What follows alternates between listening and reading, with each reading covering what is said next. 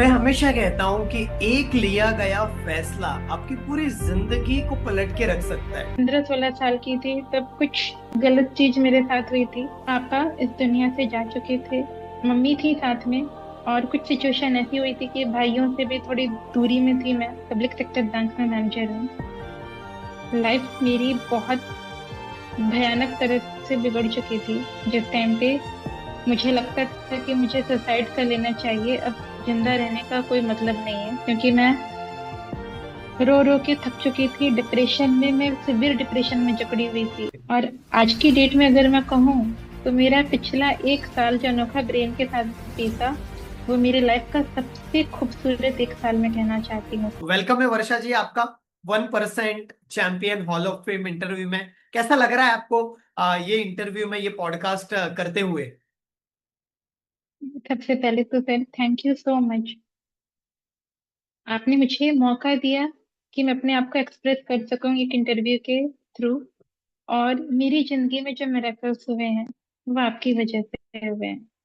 अगर मैं अनोखा ब्रेन से ना जुड़ी होती तो शायद मैं जिंदा ना होती। तो मेरी जिंदगी में इतने मिरेकल्स लाने के लिए आपका बहुत बहुत धन्यवाद। और मैं पूरी जिंदगी अगर आपको धन्यवाद कहती रहूं ना हर रोज, तो भी वो कम है। उसके लिए मुझे कई जन्म लेने होंगे इस एहसान को चुकाने के लिए। जो चीज कोई ठीक नहीं कर सकता था वो आपने ठीक किया। तो हर चीज के लिए sir, thank you so much. Thank you. ये आपका बहुत बड़ा बड़प्पन है, आप ग्रैटिट्यूड व्यक्त कर रहे हैं, उसके लिए बहुत बहुत शुक्रिया आपको भी। क्योंकि मैं हमेशा कहता हूँ एक फैसला सब कुछ बदल देता है। क्योंकि मैं तो ये पिछले कई सालों से सिखा रहा हूँ। मैं हीलिंग कोचिंग में तो ठीक है, हीलिंग इंडस्ट्री में अभी 2 साल से काम कर रहा हूँ। लेकिन ट्रेनिंग इंडस्ट्री, कोचिंग इंडस्ट्री में पिछले कई सालों से हूँ। कई लोग हमारे साथ आए।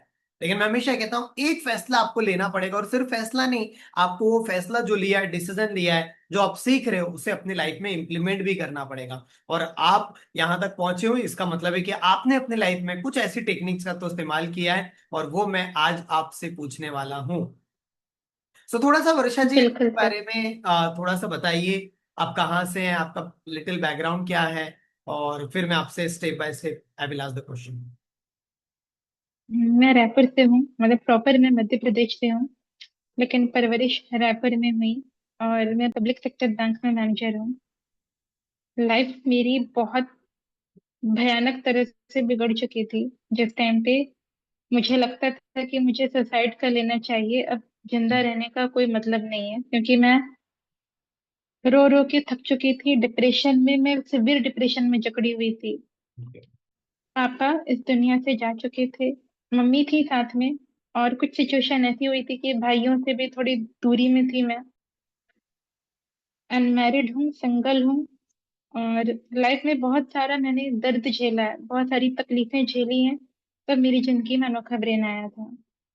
और आज की डेट में अगर मैं कहूँ तो मेरा पिछला 1 साल जो अनोखा ब्रेन के साथ बीता, वो मेरी लाइफ का सबसे खूबसूरत 1 साल मैं कहना चाहती हूँ उसे। क्योंकि जो चीजें मैंने पिछले 10 साल में नहीं अचीव की थी ना, वो सिर्फ 1 साल में अचीव हुआ, बल्कि उससे भी ज्यादा। और मुझे बहुत गर्व महसूस होता है कि मैं आपकी स्टूडेंट हूँ। ये सौभाग्य है कि आपके जैसा मेंटर मेरी लाइफ में है। मैंने कुछ बहुत अच्छे कर्म किए होंगे। और जब मुझे कोई कहता है कि तुम अनोखा ब्रेन में हो गया, तुम एलटीएम में हो गया, तो बहुत फक्र महसूस होता है कि हाँ, मैं बड़ी कम्युनिटी का हिस्सा हूँ। तो ये मेरी पहचान है। और अगर मैं आपसे पूछूं वर्षा जी कि आप जब हम्म, अनोखा ब्रेन में जुड़े, और पिछले 1 साल में तो मैं खुद आपकी जर्नी देख पा रहा हूँ, लेकिन अनोखा ब्रेन में जुड़ने के पहले आपकी लाइफ कैसी थी? आपकी लाइफ में क्या समस्या चल रही थी? आपको क्यों सुसाइडल थॉट्स आते थे? आपकी आदतें कैसी थी? उस समय आप क्या सोचते रहते थे? या आप दुनिया को देखने का नजरिया क्या था आपका? क्योंकि यहाँ बहुत सारे लोग ऐसे रहेंगे जो आपकी लाइफ से रिलेट कर पाएंगे अपनी खुद की स्टोरी, और जिनकी जिंदगी में आज हीलिंग और मैनिफेस्टेशन पूरी तरह से मैजिक क्रिएट कर देगा। तो अनोखा ब्रेन में आने के पहले की मेरी जिंदगी मैं बताती हूँ। मेरी जिंदगी में 3 बार अलग अलग टाइम पे अलग अलग लोगों ने मेरे साथ गलत काम किया था। ओके। उसमें से एक मैंने आपको बताया था। मतलब पहली बार जब मैं 13 साल की थी तब हुआ था। लेकिन तब बच्ची थी, तब नहीं समझती थी कि जो हुआ वो क्या हुआ। बस इतना समझ में आया कि जो हुआ वो बहुत गलत और कोई खराब चीज हुई है। लेकिन तब पापा थे मेरे साथ। पापा थे, वो भी मार्च का ही महीना था। और पापा बहुत प्यार करते थे। स्कूल में दोस्त बहुत अच्छे थे। तो उन लोगों के साथ रह के मैं उस दर्द को धीरे धीरे भूलने नहीं लगी, मतलब वो दर्द कहीं दब गया। फिर 16, लगभग 15-16 साल की थी तब कुछ गलत चीज मेरे साथ हुई थी। मतलब फिजिकली उतना नहीं हुआ था, लेकिन 5-6 लोगों का ग्रुप था, मुझे विजुअल तौर पे मतलब कुछ गलत चीज देखने पे मजबूर किया गया था। लेकिन वो भी कुछ समय के लिए था, कुछ लोगों ने आके उस समय मुझे बचा लिया था। और तीसरी बात, एक पर्सन था मेरी जिंदगी में जिसकी मैं बहुत रिस्पेक्ट करती थी, और मुझे लगता था कि उसके साथ मुझे अपनी जिंदगी बितानी चाहिए। और उस इंसान ने जो मेरे साथ किया, वो मेरी जिंदगी का सबसे पेनफुल दौर था, सबसे पेनफुल हादसा मैं कहूंगी। ओके। और उस हादसे के बाद मुझे खुद से बहुत घिन आती थी। मतलब ये चीजें हुई एक बार थी, बाकी दोनों हादसों को तो फिर भी मैंने दरकिनार कर दिया था, लेकिन ये तीसरा हादसा, क्योंकि ये करने वाला कोई अजनबी नहीं था, ये तो मेरा कोई पसंद का इंसान था। मुझे लगता था कि अब मेरी जिंदगी बर्बाद हो चुकी है। मैं खुद को बहुत अशुद्ध समझती थी, मैं खुद से मुझे बड़ी घिन आती थी। उस हादसे को मैं हर दिन याद करती थी, रात को सोते समय, सुबह सोकर उठ के, रात को नींद में वो दृश्य पूरा मेरी आंखों के सामने आता था। वो कमरा, वो अंधेरा, वहां की जो स्मेल थी, वो हर चीज, मैं उनको भूल नहीं पा रही थी। और जब मैं खुद को शीशे में देखती थी तो मुझे लगता था कि तू जिंदा क्यों है, तुझे तो मर जाना चाहिए। जब तेरे साथ इतनी वाहियात चीजें हो चुकी हैं तो तुझे जीने का कोई मतलब नहीं, तुझे शर्म आनी चाहिए, मैं ऐसा खुद से कहती थी। आप ऑब्सेसिव कंपल्सिव डिसऑर्डर भी कह सकते हैं। मैं खुद को पानी से बार बार साफ करती थी कि मुझ में धूल लगी है, मुझे खुद को क्लीन करना है। मैं लगातार पानी फेंकती रहती थी मुंह पर, मैं अपना सर पीटती थी। वो मेरी जिंदगी का सबसे दर्दनाक दौर। लेकिन मैं घर में बताने से डरती थी, मुझे लगता था कि अगर मैंने घर में बताया तो लोग मुझे जज करेंगे, या उन्होंने मुझे नहीं समझा तो।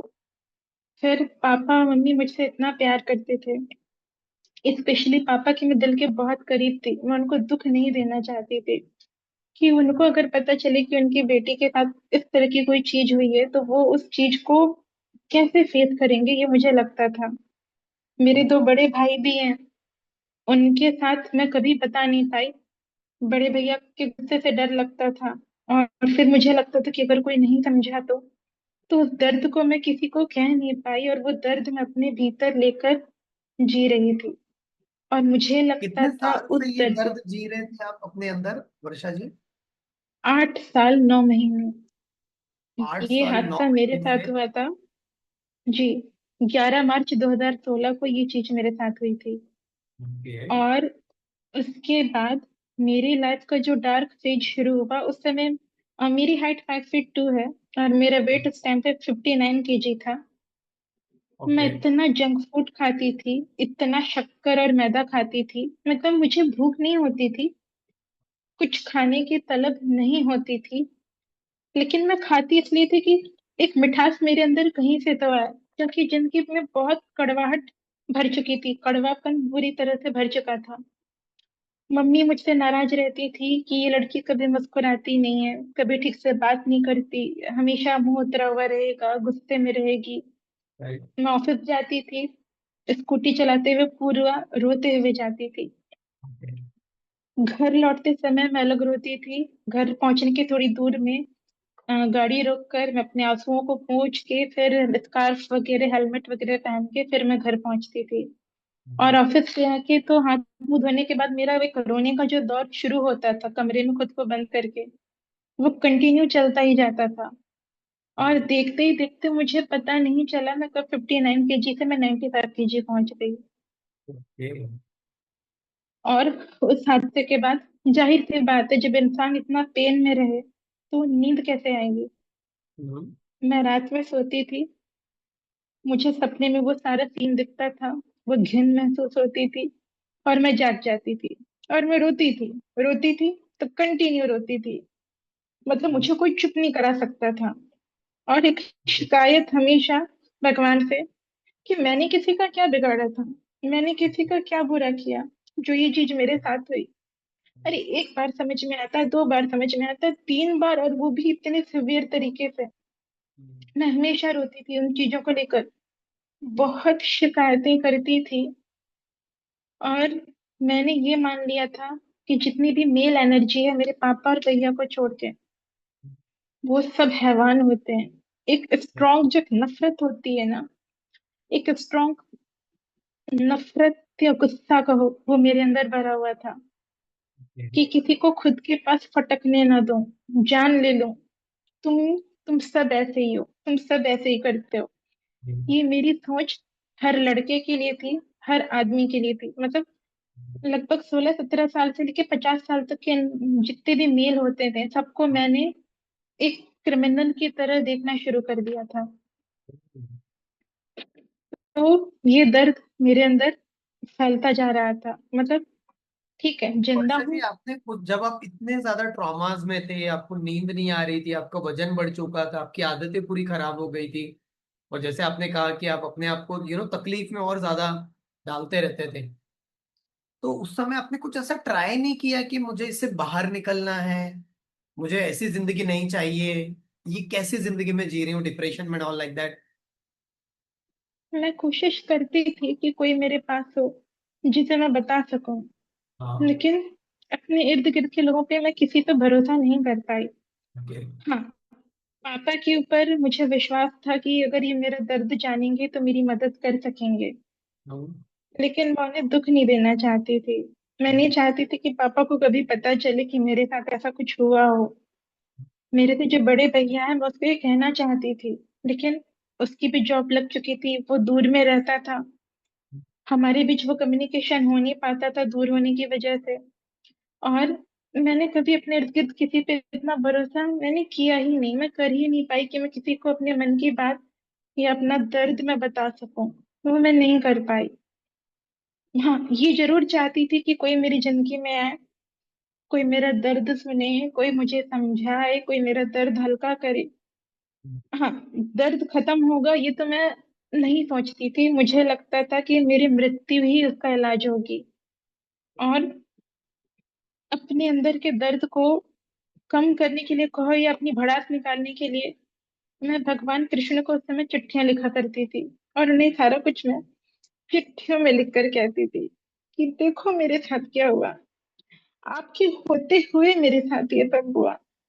आप तो सबसे बड़ी ताकत हो ना इस दुनिया की, तो आप जब थे तो ये चीज मेरे साथ क्यों हुई। ये शिकायतें मैं उनसे लिखा करती थी।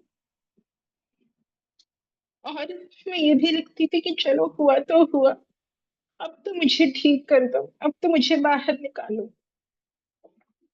और मुझे डर लगता था कि ये सब घर में कोई पढ़ न ले, तो इन तो चिट्ठियों को लिख कर आपने मैं कहीं फाड़। ना कहीं पर, कहीं ना कहीं पर पूरी अपने मन में जो चल रही विचारधारा थी, उस सब आप लिखते थे, पूरी निगेटिव चीजें लिखते थे उस समय आपको हाँ, ये मैं मैनिफेस्टेशन, एनएलपी, ये सब जो भी चीज अभी आप जानते हैं, वो सब नहीं पता था कुछ भी पहले?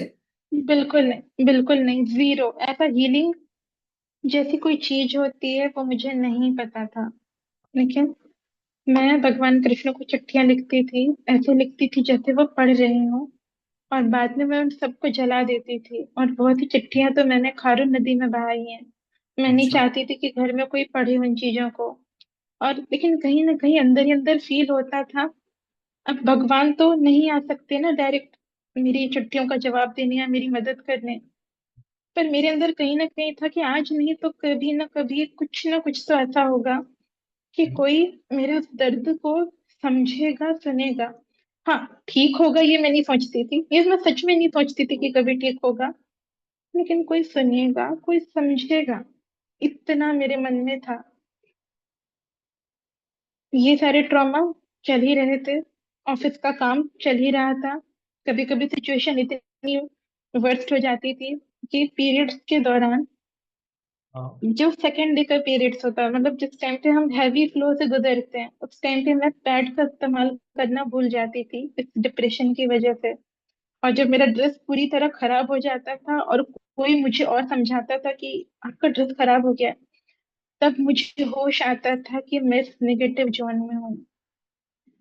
जो लोग मेरे दर्द को नहीं समझते थे या मुझे नहीं समझते थे, वही कहते थे कि क्या इसके अजीब सा नेगेटिव सा हो रहा है, इसका हमेशा रोती रहेगी, हमेशा मुंह एकदम उतरा हुआ उदास रहती है, पता नहीं कौन सी दुनिया में खोई रहती है, सारा दर्द क्या इसी को मिला है, लोग कहते थे।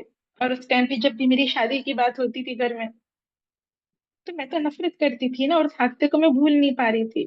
तो मैं कुछ ना कुछ तरीके से कोशिश करती थी कि मेरी शादी ना हो। जैसे मुझे भी प्रमोशन पाना है, मुझे भी मकान खरीदना है, अभी मेरी रूरल पोस्टिंग नहीं हुई है, अभी करियर में फोकस है, ये बोल के मैं शादी वाली बात को टालती रहती थी। क्योंकि मैं सच कहूँ, मुझे सबसे नफरत होती थी सारी मेल एनर्जी से। फिर हालांकि एक मेरे ब्रांचेट मेरे लाइफ में आए जिन्होंने मुझे समझाया कि अगर तुम्हें मेल एनर्जी से इतनी नफरत है, तो तुम उस बस में क्यों बैठती हो जिसका ड्राइवर एक आदमी है, एक मेल है? या तुम सब्जी उससे क्यों खरीदती हो, उस व्यक्ति से जो मेल है? या तुम्हारे घर में इलेक्ट्रिशियन प्लम्बर कोई फीमेल क्यों नहीं आती, मेल ही क्यों आते हैं? मतलब वो मेरा माइंडसेट चेंज करना चाहते थे, उन्हें मेरा दर्द नहीं पता था। और उनके ये समझाने के बाद मेरा नजरिया थोड़ा सा सॉफ्ट हुआ था, हल्का सा थोड़ा सा सॉफ्ट हुआ था, कि कहीं मैं सबको एक चश्मे से तो नहीं देख रही हूँ। लेकिन फिर भी वो नफरत मेरे अंदर भरी हुई थी, जमी हुई थी। अगर मैं वो वर्षा नफरत था मेरे यहाँ अंदर। पर आपको पूछूं, क्या आपको ऐसा हम्म। लगता है कि जैसे आपके साथ इतने 8 साल 9 महीने तक वो ट्रॉमास में आप रहे थे, किसी से शेयर नहीं कर पा रहे थे, तो भारत देश में या पूरे वर्ल्ड में कई सारे ऐसे लोग होंगे, I am not talking about just female energy, मतलब हर एक इंसान इस दुनिया में कई सारे ट्रॉमास अपने अंदर रखते हैं, लेकिन वो किसी से शेयर नहीं कर पाते। शेयर करने से भी ऑब्वियसली रिजल्ट नहीं आ पाता, या उनके लाइफ में हीलिंग नहीं आती है, या उन्हें पता ही नहीं होता कि क्या करना है। ऐसा आपको लगता है कि कई सारे लोग हैं इस दुनिया में जो अपने अंदर रखे रहते हैं? बिल्कुल। हर घर में हर एक इंसान, कम से कम हर दूसरा इंसान एक ट्रॉमा में फंसा है। और सबसे बड़ी बात यह है कि उसको ये पता ही नहीं कि उसका वो ट्रॉमा हील हो सकता है। वो इस चीज को जानते ही नहीं है। और हमें, क्योंकि हम अनोखा ब्रेन में है, ये हमारी ड्यूटी है, ये हमारा एक सर्विस, हमारा एक धर्म है कि हम लोगों को उस ट्रॉमा से बाहर निकालें। क्योंकि लोगों को मालूम ही नहीं कितने लोग फंसे हैं उस इमोशनल पेन में, जो बात कुछ घंटे, कुछ दिन, कुछ हफ्ते या कुछ साल पहले हुई होगी, वो राइट। चीजें उनके दिल दिमाग में फंसी हुई हैं, वो वीडियो में जकड़े हुए हैं, और उस जकड़न में वो कंफर्टेबल हो चुके हैं। और अगर मैं सच कहूं, तो अनोखा ब्रेन सबसे बेहतरीन प्लेटफॉर्म है उन बेड़ियों को खोलने में। और मेरी लाइफ के तो सबसे बड़े मजिशियन आप हैं, जो हर बेड़ी को खोलने की, मतलब ऐसी कोई चाबी नहीं जो आपके पास ना हो। मैंने देखा है। तो हर कोई जो बेड़ियों में जकड़ा है, उसे अनोखा ब्रेन में तो बिल्कुल जुड़ना ही चाहिए। हीलिंग तो आपके लाइफ में के एक रास्ते में ऐसा बस आना मोमेंट, चाहिए। जी, आपके जी। लाइफ में ऐसा कौन सा मोमेंट आया, और जो शायद हो सकता है यहाँ जो ये इंटरव्यू देख रहे हैं, पॉडकास्ट देख रहे हैं, उनके भी लाइफ का ये मोमेंट हो सकता है, आपके लिए में ऐसा कौन सा मोमेंट आया था जब आपको लगा यार बहुत हो गया, अब मुझे बदलाव लाना है, और तब आपके लाइफ में शायद अनोखा ब्रेन आया, आपको हमारे वीडियोस पता चले, क्या मोमेंट था और कैसे आप फिर इंट्रोड्यूस हुए अनोखा ब्रेन से? एक्चुअल में जब तक मेरे पापा थे, तब तक मैंने खुद को जिंदा रखा था। ओके। दिसंबर 2023 में मेरे पापा इस दुनिया में नहीं रहे। ओके। तो उनके जाने के बाद घर में कुछ हादसे होते थे, बार बार घर में आग लगती थी, मेरे ऊपर इतने मल्टीपल मतलब अटेम्प्ट्स हुए, मर्डर अटेम्प्ट्स हुए। कोई मेरे घर में आके किसी ने मेरा गला भी दबाया था। रात के 2-2:30 बजे के आसपास की ये एक घटना थी, जब मेरी आवाज भी चली गई थी और मैं सिवियर डिप्रेशन में थी। कुछ मेरा एक डार्क पास्ट ऐसा भी था कि कोई अपना ही ऐसा था जो मेरी जान लेना चाहता था। तो मैं उस सिवियर डिप्रेशन में बुरी तरह से फंस चुकी थी। और मैंने अपना घर चेंज किया मम्मी को लेकर। जो मेरा घर मैंने खुद खरीदा था वो मैं छोड़कर दूसरी जगह शिफ्ट हुई थी। और Okay. मैं हर रात बहुत डरती थी, बहुत। मतलब वो 9 साल का डिप्रेशन तो चल ही रहा था, ये हाथ से अलग चल रहे थे। हर दिन मेरा वेट बढ़ रहा था, चाहे मेरा फेस कहो, मेरा पूरा शरीर कहो, वो बेडॉल होते जा रहा था। बाहर जो मैं बेडॉल लगती थी वो बाहर था, अंदर से हालत और ज्यादा खराब थी। शक्कर का जो नशा था वो बढ़ता जा रहा था। मतलब मैं अपनी जिंदगी में सच कहूँ तो 200 से 250 ग्राम शक्कर हर दिन रोज खाती थी, हर दिन, बेहिसाब, बेइंतहा, मतलब मतलब अपने आप को कमजोर बेतहाशा। करने के लिए आप हर रास्ते ढूंढ रहे थे। बिल्कुल। और मुझे इस चीज का बिल्कुल एहसास नहीं था कि मैं खुद के साथ गलत कर रही हूँ। जी। मैं बस शक्कर शक्कर, मैदा, मतलब जंक फूड, वो खाती थी। ये सारे इनर ब्लॉकेजेस इतने बढ़ चुके थे कि मेरा पीरियड्स बंद हो चुका था। ओके। मेरा ऑरा इतना कमजोर हो गया था कि अगर कोई मुझे घूर के देख ले तो मुझे लगता था कि इसने मुझे इतने घूर के देखा है तो शायद अब मैं बीमार पड़ जाऊंगी। उस समय मुझे ऐसा फील होता था कि अरे अगर इसने मुझे कुछ गलत शब्द कह दिए तो उसके कहे हुए गलत शब्द मुझे लग जाएंगे। ये चीज मेरे मन में आती थी। मैं बहुत डरती थी। और हर रात मुझे ये डर लगता था कि कोई घर में घुस ना जाए, कोई मुझे जान से मार न दे, कोई मुझे खोज न ले। ये चीजें जब मेरी जिंदगी में बुरी तरह से भर चुकी थी। ऑफिस की लाइफ भी बहुत डिस्टर्ब चल रही थी, ऑफिस में भी बहुत टॉक्सिक माहौल में झेल रही थी ऑलरेडी। मतलब अच्छी पोस्ट में होने के बावजूद, अच्छी सैलरी होने के बावजूद मैं बिल्कुल खुश नहीं थी। हम्म। तब मैंने डिसाइड कर लिया कि अब यही चलता रहेगा तो मैं और नहीं जी सकती। हम्म।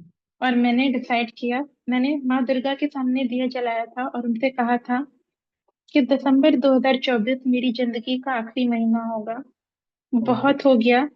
पापा के जाने के बाद मैं लगभग 1 डेढ़ साल से मुश्किल से 1.5 घंटा ही सो पाई थी। 1.5 घंटे से ज्यादा मैं नहीं सो पाती थी, और 1.5 घंटा मेरा बेस्ट होता था।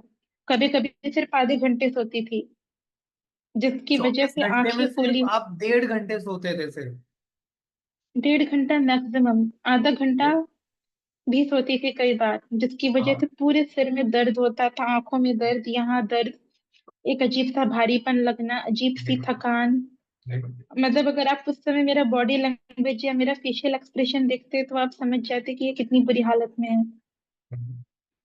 और मैंने भगवान से कहा था कि अगर यही चलता रहा ना तो अपनी जिंदगी में खत्म करने कर दूंगी, उस टाइम पे मैंने कहा था। और मैं एकदम इस चीज को लेकर अड़ी हुई थी, क्योंकि तब पीरियड्स भी बंद हो चुके थे। अब मैं क्या करूं, मैं ऑलरेडी इतने गर्त में हूँ, मैं ये सोचती थी। तो ये बात जब मुझसे बड़े वाले जो मेरे भैया है उनको पता चली, उसने मुझे समझाने की कोशिश की कि ये वर्षा ऐसा नहीं कहते। और उसने मुझे कहा कि मैं तुझे एक लिंक शेयर करता हूँ, फ्री ओके। में है, 5 दिन का कोर्स रहेगा, तो उसको कर। राइट। मैंने उसे कहा कि मैं कोई वाहियात कोर्स नहीं करने वाली। ओके। मैंने कहा कि मैं अपना कोई मैं 2 घंटा वेस्ट नहीं करने वाली। हालांकि वो 2 घंटा मेरा रोने का 2 घंटा होता था। वो मेरा जब मतलब आप उस समय फेवरेट मी पूरे टाइम था उस टाइम निगेटिव का। उस समय पूरे निगेटिव जोन में थे कि आपको कोई अपॉर्चुनिटी भी दे रहा है तो आंखें बंद थी, पूरी तरह से ब्लॉकेज था। पूरी तरह से, बिल्कुल। मेरे भैया ने मुझे जबरदस्ती व्हाट्सएप में फोटो भेजा, मतलब आपका लिंक भेजा था, जिसमें आपकी एक फोटो थी, कैप को उल्टा करके ऐसे दिल पे हाथ रख के टी शर्ट में। मैंने राइट। कहा ये कौन है, ओके। मुझे नहीं करना अटेंड, मुझे नहीं करना। उसने मुझे कहा कि मैंने सुना है कि इनके यहाँ आके लोगों की नींद वापस लौटती है, कई ओके। सालों का दर्द ठीक होता है, फिजिकल जो पेन होता है या मन के ब्लॉकेज होते हैं, मैंने सुना है कि वो ठीक होता है। मैंने कहा वाहियात है, मुझे नहीं करना।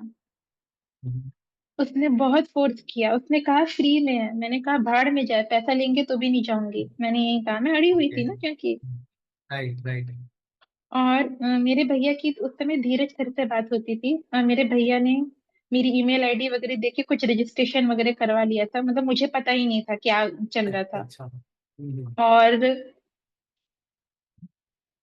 1 दिसंबर 2024 की रात थी, 1 दिसंबर और 2 दिसंबर के बीच की रात। उसमें मैं हाँ। सिर्फ आधा घंटा सोई थी, सिर्फ आधा घंटा। हाँ। रविवार और सोमवार के बीच की रात थी। और जब मैं right. 2 दिसंबर को सुबह सोकर उठी, फिर मुझे लगा कि ये लिंक में क्लिक कर लेना चाहिए, देख लेना चाहिए। भैया ने कहा था कि अगर अच्छा नहीं लगेगा ना, छोड़ देना, 5 दिन का है, मत अटेंड करना, पर आधा घंटा अटेंड करके देख, मेरा रिक्वेस्ट है, भैया ने कहा था।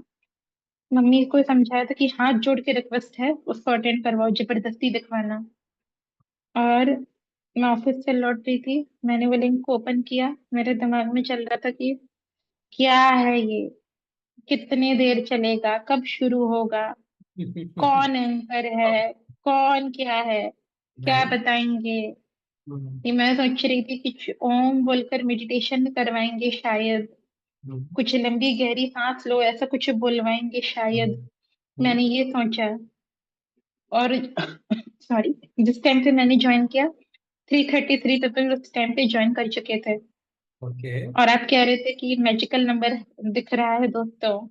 मैंने सोचा कौन है, किसके पास इतना टाइम है, इतने लोग कहाँ से आते हैं। ओके। ओके। मैं घर पहुंची, आपका सेशन शुरू हुआ, आप सेशन ले रहे थे, मैंने आपको जिंदगी में पहली बार देखा था।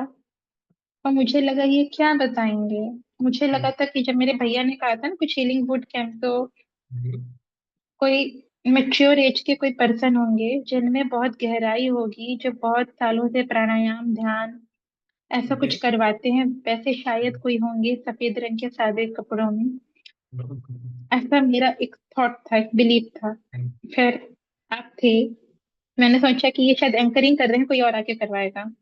ओके। और उस टाइम पे भी मैंने फोन को रखा, और एक अजीब से पोस्चर में, जैसे मैं, मेरा रोने का जो मेरा फेवरेट पोस्चर होता था, क्योंकि मैं कंफर्टेबल हो गई थी ना, रोना मेरा राइट। फेवरेट काम बन गया था उस टाइम पे। राइट। वो एक, अब तो उस बिस्किट का नाम भी याद नहीं आता, वो जिसमें शुगर कोटेड होता है और अंदर चॉकलेट क्रीम भरा होता है, डार्क कलर की एक बिस्किट होती है। उसे खाते हुए, मुंह में दबाते हुए, और मैं रो भी रही थी पुरानी बातें याद करके। मैंने चालू किया था। फिर आपने डॉक्टर ह्यूलिन की स्टोरी बताई कि राइट। कैसे हवाई का एक हॉस्पिटल पूरी तरह बंद हो गया क्योंकि कोई मरीज ही नहीं था। और उस डॉक्टर ने किसी को कभी हाथ नहीं लगाया, किसी से हाँ। मिले नहीं, किसी से बात नहीं की। और एक ऐसी प्रार्थना जिसकी वजह से पूरा हॉस्पिटल बंद हो गया। तो राइट। मेरा जो एक वाहियात सा पोस्चर था एकदम, मैं एकदम टिक कर बैठ गई, अरे ये क्या चीज है यार। मैं सोची इसका मतलब मतलब आपको मुझे लगा कि नींद आ यार सकती है। एक एक हॉस्पिटल पूरा मतलब ठीक कर दिया, तो यार आप थोड़ा अलर्ट हो गया आप। ओके। देन। जी, मैं सोची अरे वाह, ये जो बता रही है तो अच्छा लग रहा है सुनने में। मैंने अपना पोस्टर ठीक किया, जंक राइट। फूड जो मैं खा रही थी उसको अलग किया। तब से वो जंक फूड आज तक मेरे पास वापस नहीं आया। ओह वाह। फिर आपने जो हीलिंग बूट कैम्प में जो मेडिटेशन हमको करवाया, हाँ। माफी मांगने का, अपने पापा से माफी मांगना, मम्मी से माफी मांगना, आपका सर हीलिंग बूट कैम्प जो है ना, उसको जो आप फ्री में देते हैं, उसकी कीमत करोड़ों से ज्यादा है, करोड़ों से भी ज्यादा। उस दिन मैं इतना रोई, इतना रोई, इतना मैं घुलती गई ना, मेरे अंदर जो जहर जम गया था ना, ब्लॉक हो गया था, सब आंसुओं में निकलता गया, निकलता गया। और मैं, आपका सेशन 9 बजे तक, 9 से थोड़ा ज्यादा, 9:15 तक चला होगा। उसके बाद मैं इतनी खुश हुई, मैं इतने सालों बाद दिल से हंसी थी, मुस्कुराई थी। मैंने मम्मी को कहा, मम्मी कितना अच्छा लग रहा है। ओके। और उस रात फिर ड्रेस चेंज करके जब हम डिनर करने बैठे, मैंने पापा के लिए होपोनोपोनो किया, कि ओके। होपोनोपोनो हमने सीखा था ना। और आप, आपका जो बूट कैंप होता है, आप अपने बूट कैंप के पूरी हीलिंग का कॉन्सेप्ट तो आपने पहले दिन ही सिखा दिया पहले ही था। क्लियर हो जाता है बिल्कुल। बेसिक, बिल्कुल बेसिक और एडवांस दोनों को। और मैं बहुत, अपने आप को बहुत खुश नसीब समझती हूँ कि बेसिक और एडवांस दोनों मैं पहले दिन में ही बहुत अच्छे से सीख गई थी। और फ्रेमवर्क, क्या क्या कहना है, अपनी निगेटिविटी के लिए माफी मांगना है, जिस बात का पछतावा है उसके लिए माफी मांगना है, दर्द को रिलीज करना, जो अच्छा है, जो अच्छा था, जो अच्छा होगा उसके लिए थैंक यू कहना, अपना प्यार देना, जिंदगी भर तो मांगते आए हैं, अब प्यार देना है। इस चीज मतलब को वो मैंने समझ के, पहले 2 घंटे में ही आपको इतना नॉलेज मिल गया, और जो ट्रांसफॉर्मेशन आ गया, आपकी सोच बदल गए। फिर आपने ऐसे सिखाया था ना, आपका सिखाने का तरीका भी तो बहुत बेमिसाल था। और रात को सोने के पहले, जब मैं घुटने टेक कर मैं बैठी, और रात को सोने के पहले मैंने होपोनोपोनो किया। हर उस चीज के लिए जिस चीज का मुझे एक गिल्ट था, मैंने भगवान से कहा, आई एम सॉरी। इतनी बड़ी शक्ति के होने के बावजूद मैं हमेशा खुद को कमजोर समझती रही। मैंने बहुत बदतमीजियां की, ऊंची आवाज में लोगों से बात की, सिर्फ शिकायतें करती रही, गुस्सा करती रही इन सारी बातों के लिए। और मैं अपनी जिंदगी खत्म करने की मैंने कोशिश की इन बातों के लिए। I am sorry, please forgive me. इस तरह मैंने पूरा हो पोनो पोनो एकदम डीप में किया। और आप हमको विजुअलाइज करवा रहे थे बूट कैंप के पहले दिन में कि एक ब्रह्मांड से पवित्र चमकीली सी नीली रोशनी वो आपको अपनी गोद में ले रही है, मतलब हम पूरी तरह उस रोशनी में घुल रहे हैं। मैंने पूरा विजुअलाइज किया, फील किया, हो पोनो पोनो किया। और उसके बाद जो इतने सालों से मैं जिस चीज के लिए तरस रही थी, मैं 7 घंटे 10 मिनट लगभग एक करवट में गहरी मीठी नींद सोई। पहले दिन? पहले दिन। और मेरी वाह। मम्मी को लगा सुबह सुबह कि कहीं इसको कुछ हो तो नहीं गया है, क्योंकि मैं ओके। बोलती थी ना जल्दी के खत्म कर लूंगी। Mummy right. बहुत डर गई थी कि भैया लोग को फोन करना पड़ेगा अगर कुछ हो गया होगा तो। उनके हाँ। मन में डर था। राइट। फिर जब मेरी मम्मी ने आके मुझे जगाया और जब मैं मुस्कुरा कर उठी तो मम्मी हैरान हो गई थी कि अरे ये क्या है, ये ओके। कैसे हो गया। और फिर मैं इतनी खुश थी ना, ना मेरे सिर में कोई दर्द, ना मेरी आंखों में दर्द। मैं बहुत खुश, एकदम लाइट फील कर रही थी। और इस समय मतलब सुबह मैं थी और जो देख पा रहा हूँ, माफी चाहूंगा इंटरप्ट कर रहा हूँ, लेकिन पहले ही दिन आपने बूट कैंप अटेंड किया, आपकी नींद सॉल्व हो गई, नींद की प्रॉब्लम, आपके बॉडी में जो दर्द बना पड़ा रहता था वो निकल गया, आपके अंदर एक पॉजिटिविटी आई और आपको ऐसा होप आया कि अब मैं कुछ कर सकती हूँ, इससे बाहर निकल सकती हूँ, जो इतने सालों से आपके अंदर ट्रॉमास था। बिल्कुल। दिस इज वेरी इंस्पायरिंग, या प्लीज कंटिन्यू। और मैं खुश थी कि आज कब 7 बजेंगे और बूट कैंप का दूसरा दिन आएगा। हाँ। क्योंकि उस समय बूट कैंप 5 दिन का होता था। ओके। और मैं औसत गई लगभग 1 से 1.5 के करीब। मेरे पीरियड जितने समय से बंद हो गए थे वो भी स्टार्ट हो गया 24 घंटे के अंदर ही। ये बहुत बड़ा मिरेकल था। ये ओके। चीजें जबकि पीरियड जैसे किसी का ब्लॉक होता है तो कुछ योगासन करने पड़ते हैं, कुछ पोस्चर्स करने होते हैं, गर्म ओके। पानी, अजवाइन, जीरा, जीरा ये सब पीना पड़ता है। हाँ। मैंने वो सब कर लिया था, मेरा कुछ नहीं हो रहा था जब मैं बहुत डार्क फेज में थी। लेकिन जब मैंने हो पोनो पोनो जिंदगी में पहली बार किया ना, आपके बूट कैंप के बाद 24 घंटे के अंदर वो वापस शुरू हुआ। और बिना किसी दर्द के, बिल्कुल कंफर्ट के साथ। क्योंकि ये फीमेल्स के साथ एक बहुत बड़ा इश्यू है राइट। कि वो बहुत दर्द और तकलीफ के साथ आता है बहुत सारे लोगों को। और वो हाँ। मुझे इतने आराम से हुआ कि मुझे, मैं दंग रह गई। मैंने मम्मी को बताया फोन करके, मम्मी के होश उड़ गए कि ऐसा क्या हो गया इसके साथ एक रात के अंदर। और फिर एक पर्सन, मैंने उन्हें कुछ पैसे, हाँ पैसे मैंने लोगों को बहुत उधार दिए थे अपनी लाइफ में, बहुत बहुत बहुत।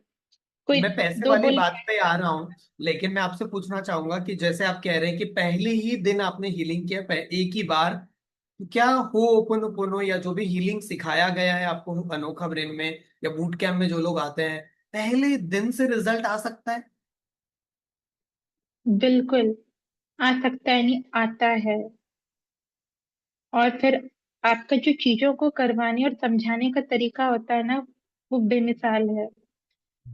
आप इतनी अच्छी चीज, इतने अच्छे तरीके से आप सिखाते और समझाते हैं ना, मेरे जैसे इंसान को ही। मैं सिर्फ जब हीलिंग बूट कैंप में जबरदस्ती से ही जब मैं आई थी, मेरा ये था कि कम से कम सो तो पाऊं, नींद तो आए कम से कम।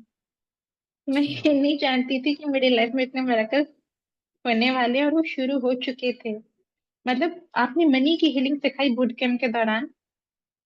और हाँ, अब आप। मुझे लगा कि मनी के लिए हीलिंग, मनी के लिए कौन हीलिंग करता है? ओके। मनी के लिए मनी तो को मेहनत करना सॉरी होता कहना। है, जॉब जाना होता है एंड ऑल। हाँ। ओके। हम्म, ठीक है। मैंने कहा जब मनी को थैंक यू, मनी को प्यार, मनी को माफी, ये क्या चीज है, ये क्या कॉन्सेप्ट है, मैंने कभी जिंदगी में नहीं सुना था। बिल्कुल बिल्कुल। आप बूट कैंप में आपने पानी की हीलिंग सिखाई, पानी चार्जिंग करना। पानी चार्ज करना ये क्या होता है? ओके। ये करते हैं क्या? इससे कुछ होता है क्या? ये क्या नई चीज बता रहे हैं? मतलब मेरे दिमाग के ढक्कन खुलना बोलते हैं ना, मेरा ढक्कन तो कहीं फेंका गया था। मतलब मुझे लगा कि इतने साल तक मैं क्या कर रही थी, रो रही थी, जंक फूड खा रही थी। तो ये आपकी हीलिंग के बूट कैंप में जो करिश्मा हुआ, और फिर मैंने ठान लिया मैं इनकी हीलिंग क्लब आके रहूंगी। चाहे पूरी दुनिया में चाहे जो हो जाए, दुनिया जाए भाड़ में, मैं हीलिंग क्लब में आऊंगी, मतलब आऊंगी। मुझे आना ही है। और उस टाइम पे आपने बताया था कि हीलिंग क्लब की जो वैल्यू 21,000 है, लेकिन अभी आप लोगों को डिस्काउंट है ना, 11,111। अरे आप 21,000 बोलते ना तो भी मैं आने को तैयार थी। मैं इतनी खुश थी। और फिर आपका हीलिंग क्लब, मेरे पास शब्द नहीं है बताने के लिए। आपके हीलिंग क्लब में आने के बाद पहली बार पता चला कि सेल्फ लव जैसी कोई चीज होती है। इंसान खुद से प्यार करता है, ऐसी कोई चीज होती है। आपने जो जोकर टेक्निक सिखाई हीलिंग क्लब के पहले हफ्ते में, मैं 9 दिसंबर 2024 में जुड़ी थी आपसे हीलिंग क्लब में, पैड आपके पैड प्रोग्राम में। आपने हमको जोकर टेक्निक करवाई थी। और उस टाइम पे जिन जिन लोगों ने मुझे पेन दिया था, मैं बहुत खुश महसूस कर रही थी जोकर टेक्निक करने के बाद। लेकिन वो जो हादसा मेरे साथ हुआ था 2016 मार्च में, मैंने उस पर्सन के ऊपर जोकर टेक्निक अप्लाई करने की कोशिश की थी, पर मैं कर नहीं पा रही थी। क्योंकि मेरे अंदर का वो घाव, वो जहर अभी भरा हुआ था। मतलब ठीक है, बाकी चीजों में अच्छा फील कर रही थी, लेकिन वो घाव अंदर भरा हुआ था। और मुझे ठीक है। लगता था कि बाकी चीजें ठीक हो सकती हैं, लेकिन ये चीज नहीं ठीक हो सकती। इतना हम्म, थोड़ी ना होता है, बिल्कुल। ये थोड़ी ना ठीक होगा, ये ऐसे थोड़ी ना जाता है। इतनी राइट। बड़ी चीज है, इसके लिए तो करोड़ों रुपए खर्च करने पड़ते हैं। करोड़ों रुपए खर्च करने पे भी ठीक होता होगा कि नहीं? मैं शायद मर जाऊं तभी चीज खत्म होगी। ये चीज मेरे मन में उस समय था। मतलब और आपके में बाकी एरिया में बदलाव आना शुरू हो गया था हीलिंग क्लब में आने के बाद, लेकिन जो आपके अंदर ट्रॉमा था, जो आपके साथ 8 साल 9 महीने से जो चीजें चल रही थी, वो आपको ऐसा लगता था कि ये कभी ठीक नहीं हो सकता है। बिल्कुल मुझे लगता था ये कभी ठीक नहीं हो सकता है। फिर और क्या मैजिक आप हुआ जब आपकी हमसे, लाइफ में ऐसा? फिर आप जैसे हमें कहते थे कि अपना वीडियो बनाकर, 1 मिनट 2 मिनट का वीडियो बनाकर भेजो, हमें बताओ आपकी लाइफ में क्या मिरेकल्स हो रहे हैं। जो चीज मैं इतने सालों में किसी से कह नहीं पाई, मुझे एक भरोसा मेरे अंदर जागा कि शायद ये वो इंसान है जिन्हें मैं बता सकती हूँ। एक विश्वास जमा, क्योंकि मैं आपको एक जादूगर के तौर पे देखना शुरू कर चुकी थी कि एक फरिश्ता है। मुझे लगता था कि भगवान कृष्ण ने शायद आपको मेरे घाव को भरने के लिए भेजा है। मुझे ये फील होता था। मैं उस दिन छत में गई, मैंने एक वीडियो बनाया 4.5 मिनट का, और उसमें अपनी सारी बातें शॉर्ट में मैंने आपको कही, आपको भेजा। पहले भेज के मैंने डिलीट कर दिया था कि नहीं भेजती, पता नहीं क्या समझेंगे, पता नहीं क्या समझेंगे। और मैं इन बातों को याद करते करते रोते रोते ऑफिस गई थी, और सारा दिन मैं उदास थी। लेकिन फिर मैंने दोबारा भेजा, मुझे लगा कि नहीं, बता देना चाहिए। ये किसी को थोड़ी ना गॉसिप करने जाएंगे, क्योंकि मेरे मन में एक डर ये भी होता था कि अगर मैं किसी को बताऊंगी तो वो उस चीज को लेके गॉसिप मत करे, मुझे बदनाम ना करे। ये डर भी मेरे मन में होता था। लेकिन आपको वो वीडियो मिला, वीडियो का आपने रिप्लाई नहीं दिया, लेकिन मैं जानती थी वीडियो आपको डिलीवर हो चुका था। क्योंकि और हमेशा की तरह, मतलब रात के 9 बजे मैं बहुत एक्साइटेड होती थी। आपकी जो चैंटिंग शुरू होती थी ना, 8:55 8:50, वो मेरी जिंदगी का बहुत खूबसूरत लम्हा होता था। मतलब आपकी हीलिंग क्लब या आपका कोई भी सेशन, उसके पहले जो चैंटिंग होती है ना, जिस तरह से हमारा दर्द हल्का होता है, ऐसा लगता है जैसे कोई मलहम लगा रहा हो। मैंने उस चैंटिंग को अटेंड किया, आपका सेशन शुरू हुआ। आपका वो सेशन जो 12 दिसंबर 2024 गुरुवार के दिन आया था, थर्सडे का दिन था। वो सेशन अगर मैंने मिस किया होता तो शायद मैं वो ना होती जो आज मैं हूँ। क्या हुआ था वो सेशन में एग्जैक्टली ऐसा? आपने लेट गो टेक्निक करवाया। लेट हाँ, गो। got it। कि जो लोग अपने अंदर के हुए दर्द को, ट्रॉमा को अपने अंदर भर के जीते हैं, उस कचरे को, जहर को अपने साथ बांध के चलते हैं। आपने बहुत अच्छे से पहले, अगर मैं एनएलपी की लैंग्वेज उतना तो एनएलपी नहीं जानती, लेकिन जो पेसिंग और लीडिंग कहते हैं ना, पेसिंग, लोगों के साथ पहले, उनके साथ पहले उनके साथ कंफर्टेबल होना, कि सामने वाला पर भरोसा करे, विश्वास करे कि हाँ ये मेरे दर्द को सुन सकते हैं, मेरे दर्द को ये हल्का कर सकते हैं। राइट।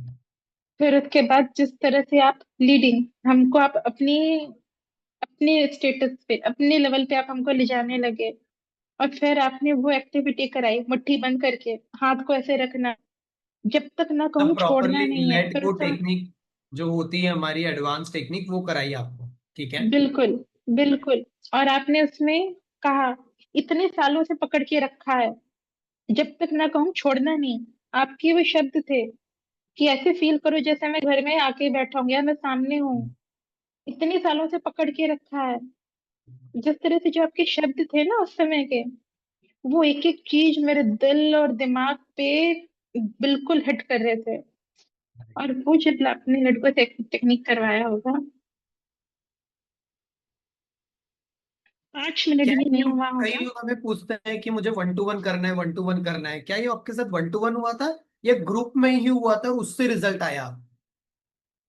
ये ग्रुप में हुआ था। ये कोई 1 to 1 नहीं था। ये कोई वीआईपी हीलिंग नहीं थी। ये ग्रुप में सबको कराई जा रही थी। इसका मतलब ये है कि ग्रुप में हीलिंग करने पे भी सबको रिजल्ट आते हैं। राइट। मतलब 1 to 1 और वीआईपी होने से ही रिजल्ट आएगा ऐसा नहीं है। और जब आपने ये करवाया, आपने 5 मिनट भी नहीं लगाया होगा, और राइट। मेरा वो 8 साल 9 महीने का जो डिप्रेशन था वो पूरी तरह बाहर निकल गया। मतलब इतने सालों से जो अपने अंदर आप कचरा जमा के रखे थे अपने दिल दिमाग में, जो आपको आगे नहीं बढ़ने दे रहा था, उसे 5 मिनट की लेट गो टेक्निक ने आपको, मतलब उसने छू मंतर कर दिया। बिल्कुल, और वो भी हमेशा उसके बाद हमेशा के कैसा लिए। फील हुआ आपको? या इस पॉइंट पे भी मैं आ रहा हूँ, हमेशा हमेशा के लिए उसके बाद कैसा फील हुआ आपको जब आपने वो किया? मुझे ऐसा लगा कि मेरी एक काली परछाई, काली परछाई मतलब मेरा ही एक काला, एक डार्क स्वरूप, वो हाँ। मेरे अंदर से निकल कर चला गया। एक हम्म। जहर मैं अपने अंदर भर के चल रही थी, वो जहर मेरे अंदर से निकल के जब चला गया ना, मैं बहुत लाइट, बहुत हल्का, बहुत ब्लिस्ड फील कर रही थी। मतलब ऐसा लग रहा था कि मेरा पुनर्जन्म। उस दिन मुझे लगा कि मुझे नई जिंदगी मिली है। और उस दिन मुझे लगा कि आज मेरी चिट्ठियों का जवाब भगवान कृष्ण ने इस तरह से दिया है। मैं और आपसे यहाँ से एक सवाल उस, पूछता हूँ, कई लोगों के मन में ऐसा आता है कि हमें कुछ अंगूठी पहननी पड़ेगी, कुछ ताबीज लगानी पड़ेगी, कुछ मंत्रा देंगे, कुछ जादू फूकेंगे। तो क्या हमने कोई आपको जादू टोना कराया था, या ये एक प्रॉपरली साइंटिफिक टेक्निक थी जो अपने इमोशंस और बिलीफ सिस्टम को पूरी तरह से दूर किया गया? क्या बोलना चाहेंगे आप यहाँ पर हमारे व्यूअर्स को? ये एक एनएलपी टेक्निक थी, जो आपने मेरे इमोशन और माइंडसेट के साथ आपने काम किया था, राइट। उसको इम्प्रूव करने के लिए, उससे अपलिफ्ट करने के लिए। ये किसी अंधविश्वास से जुड़ा हुआ नहीं था। और बिना किसी ताबीज, बिना किसी अंगूठी, बिना किसी, मतलब अंधविश्वास कह रही हूँ मैं, कि बिना किसी अंधविश्वास के उस चीज को आपने बाहर निकाला था।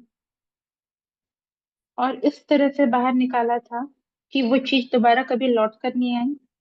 और एक झटके में वो चीज मेरे से बाहर, मेरे अंदर से बाहर निकल गई।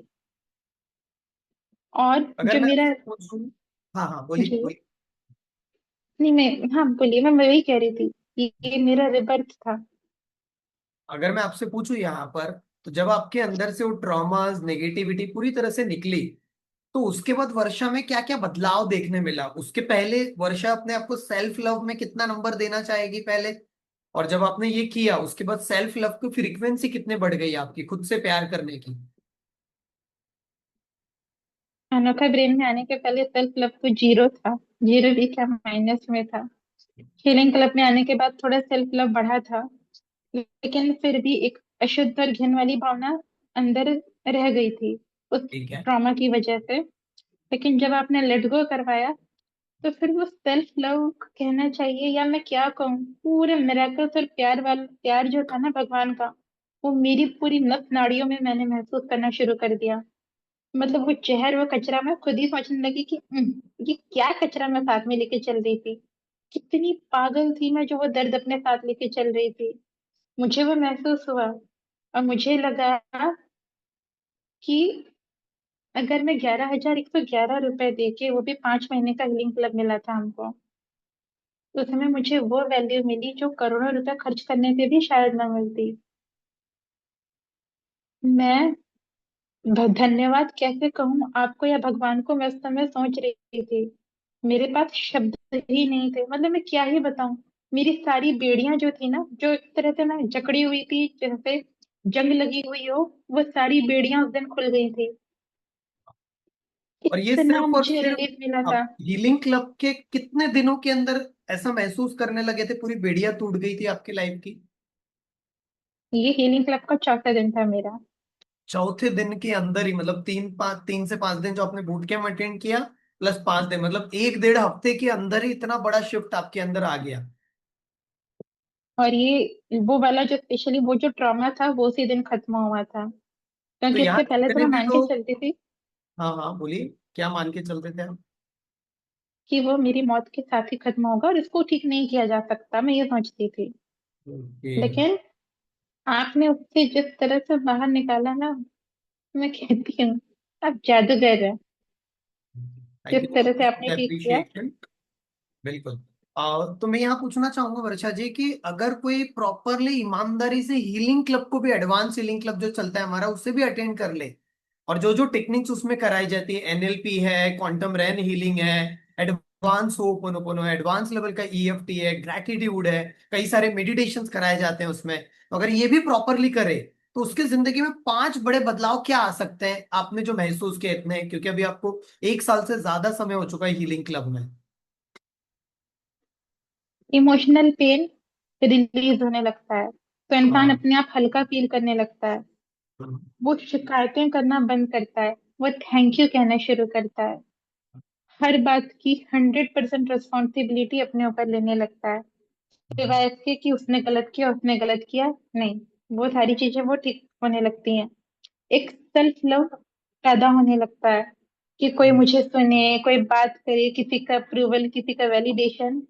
इस स्टेज से वो निकल के बाहर आता है सेल्फ लव की दुनिया में। और जब हीलिंग आती है ना जिंदगी में, तो इंसान अपने अंदर प्योर और काम होने लगता है। उसका फोकस पॉजिटिविटी के ऊपर जाता है, और निगेटिव चीजें, अगर क्योंकि जिंदगी है, नेगेटिविटी जी। से सामना होता है, लेकिन उस नेगेटिव सिचुएशन को भी वो प्यार से देखने लगता है। मतलब अगर मैं कहूँ, तो रोंडा बेनन की बुक है शक्ति, जिसमें एक शब्द है कि दुर्भाग्य एक दृष्टिकोण है। क्या बेहतरीन चीज, मतलब अगर मैं सच कहूँ तो जैसे जब मेरा लेट गो टेक्निक हुआ ना, तो अब तक जो मैं रोती की शिकायतें करती थी कि मेरे साथ क्यों हुआ, मैंने क्या बिगाड़ा था, ये वो दुनिया भर का, मुझे लगने लगा कि ठीक है, होना तो हुआ, लेकिन मैं उस चीज से भी बाहर निकल कर आ गई, इतनी स्ट्रांग हूं मैं।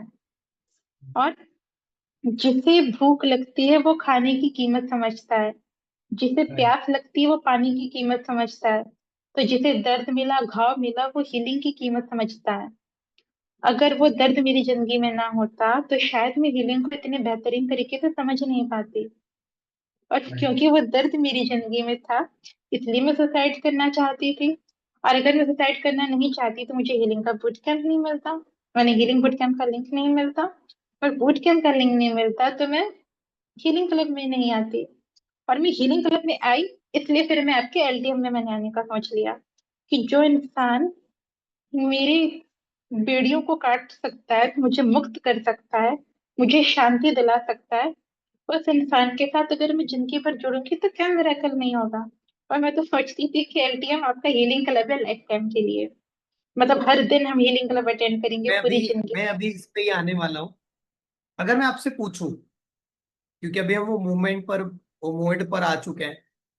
आपके लाइफ में अगर मैं आपको 5 मिनट दूं कि आपके लाइफ में हम्म। अनोखा ब्रेन में हीलिंग प्रोग्राम है, एनएलपी है, लाइफ कोचिंग है, जितने प्रोग्राम आपने अनोखा ब्रेन के अभी पूरे अटेंड किए, आपने हमारी लाइफ की जी पहली किताब भी पढ़ी, ये वाली पहली किताब, इसमें से भी मैं कुछ जी जी। पूछने वाला हूँ आपसे।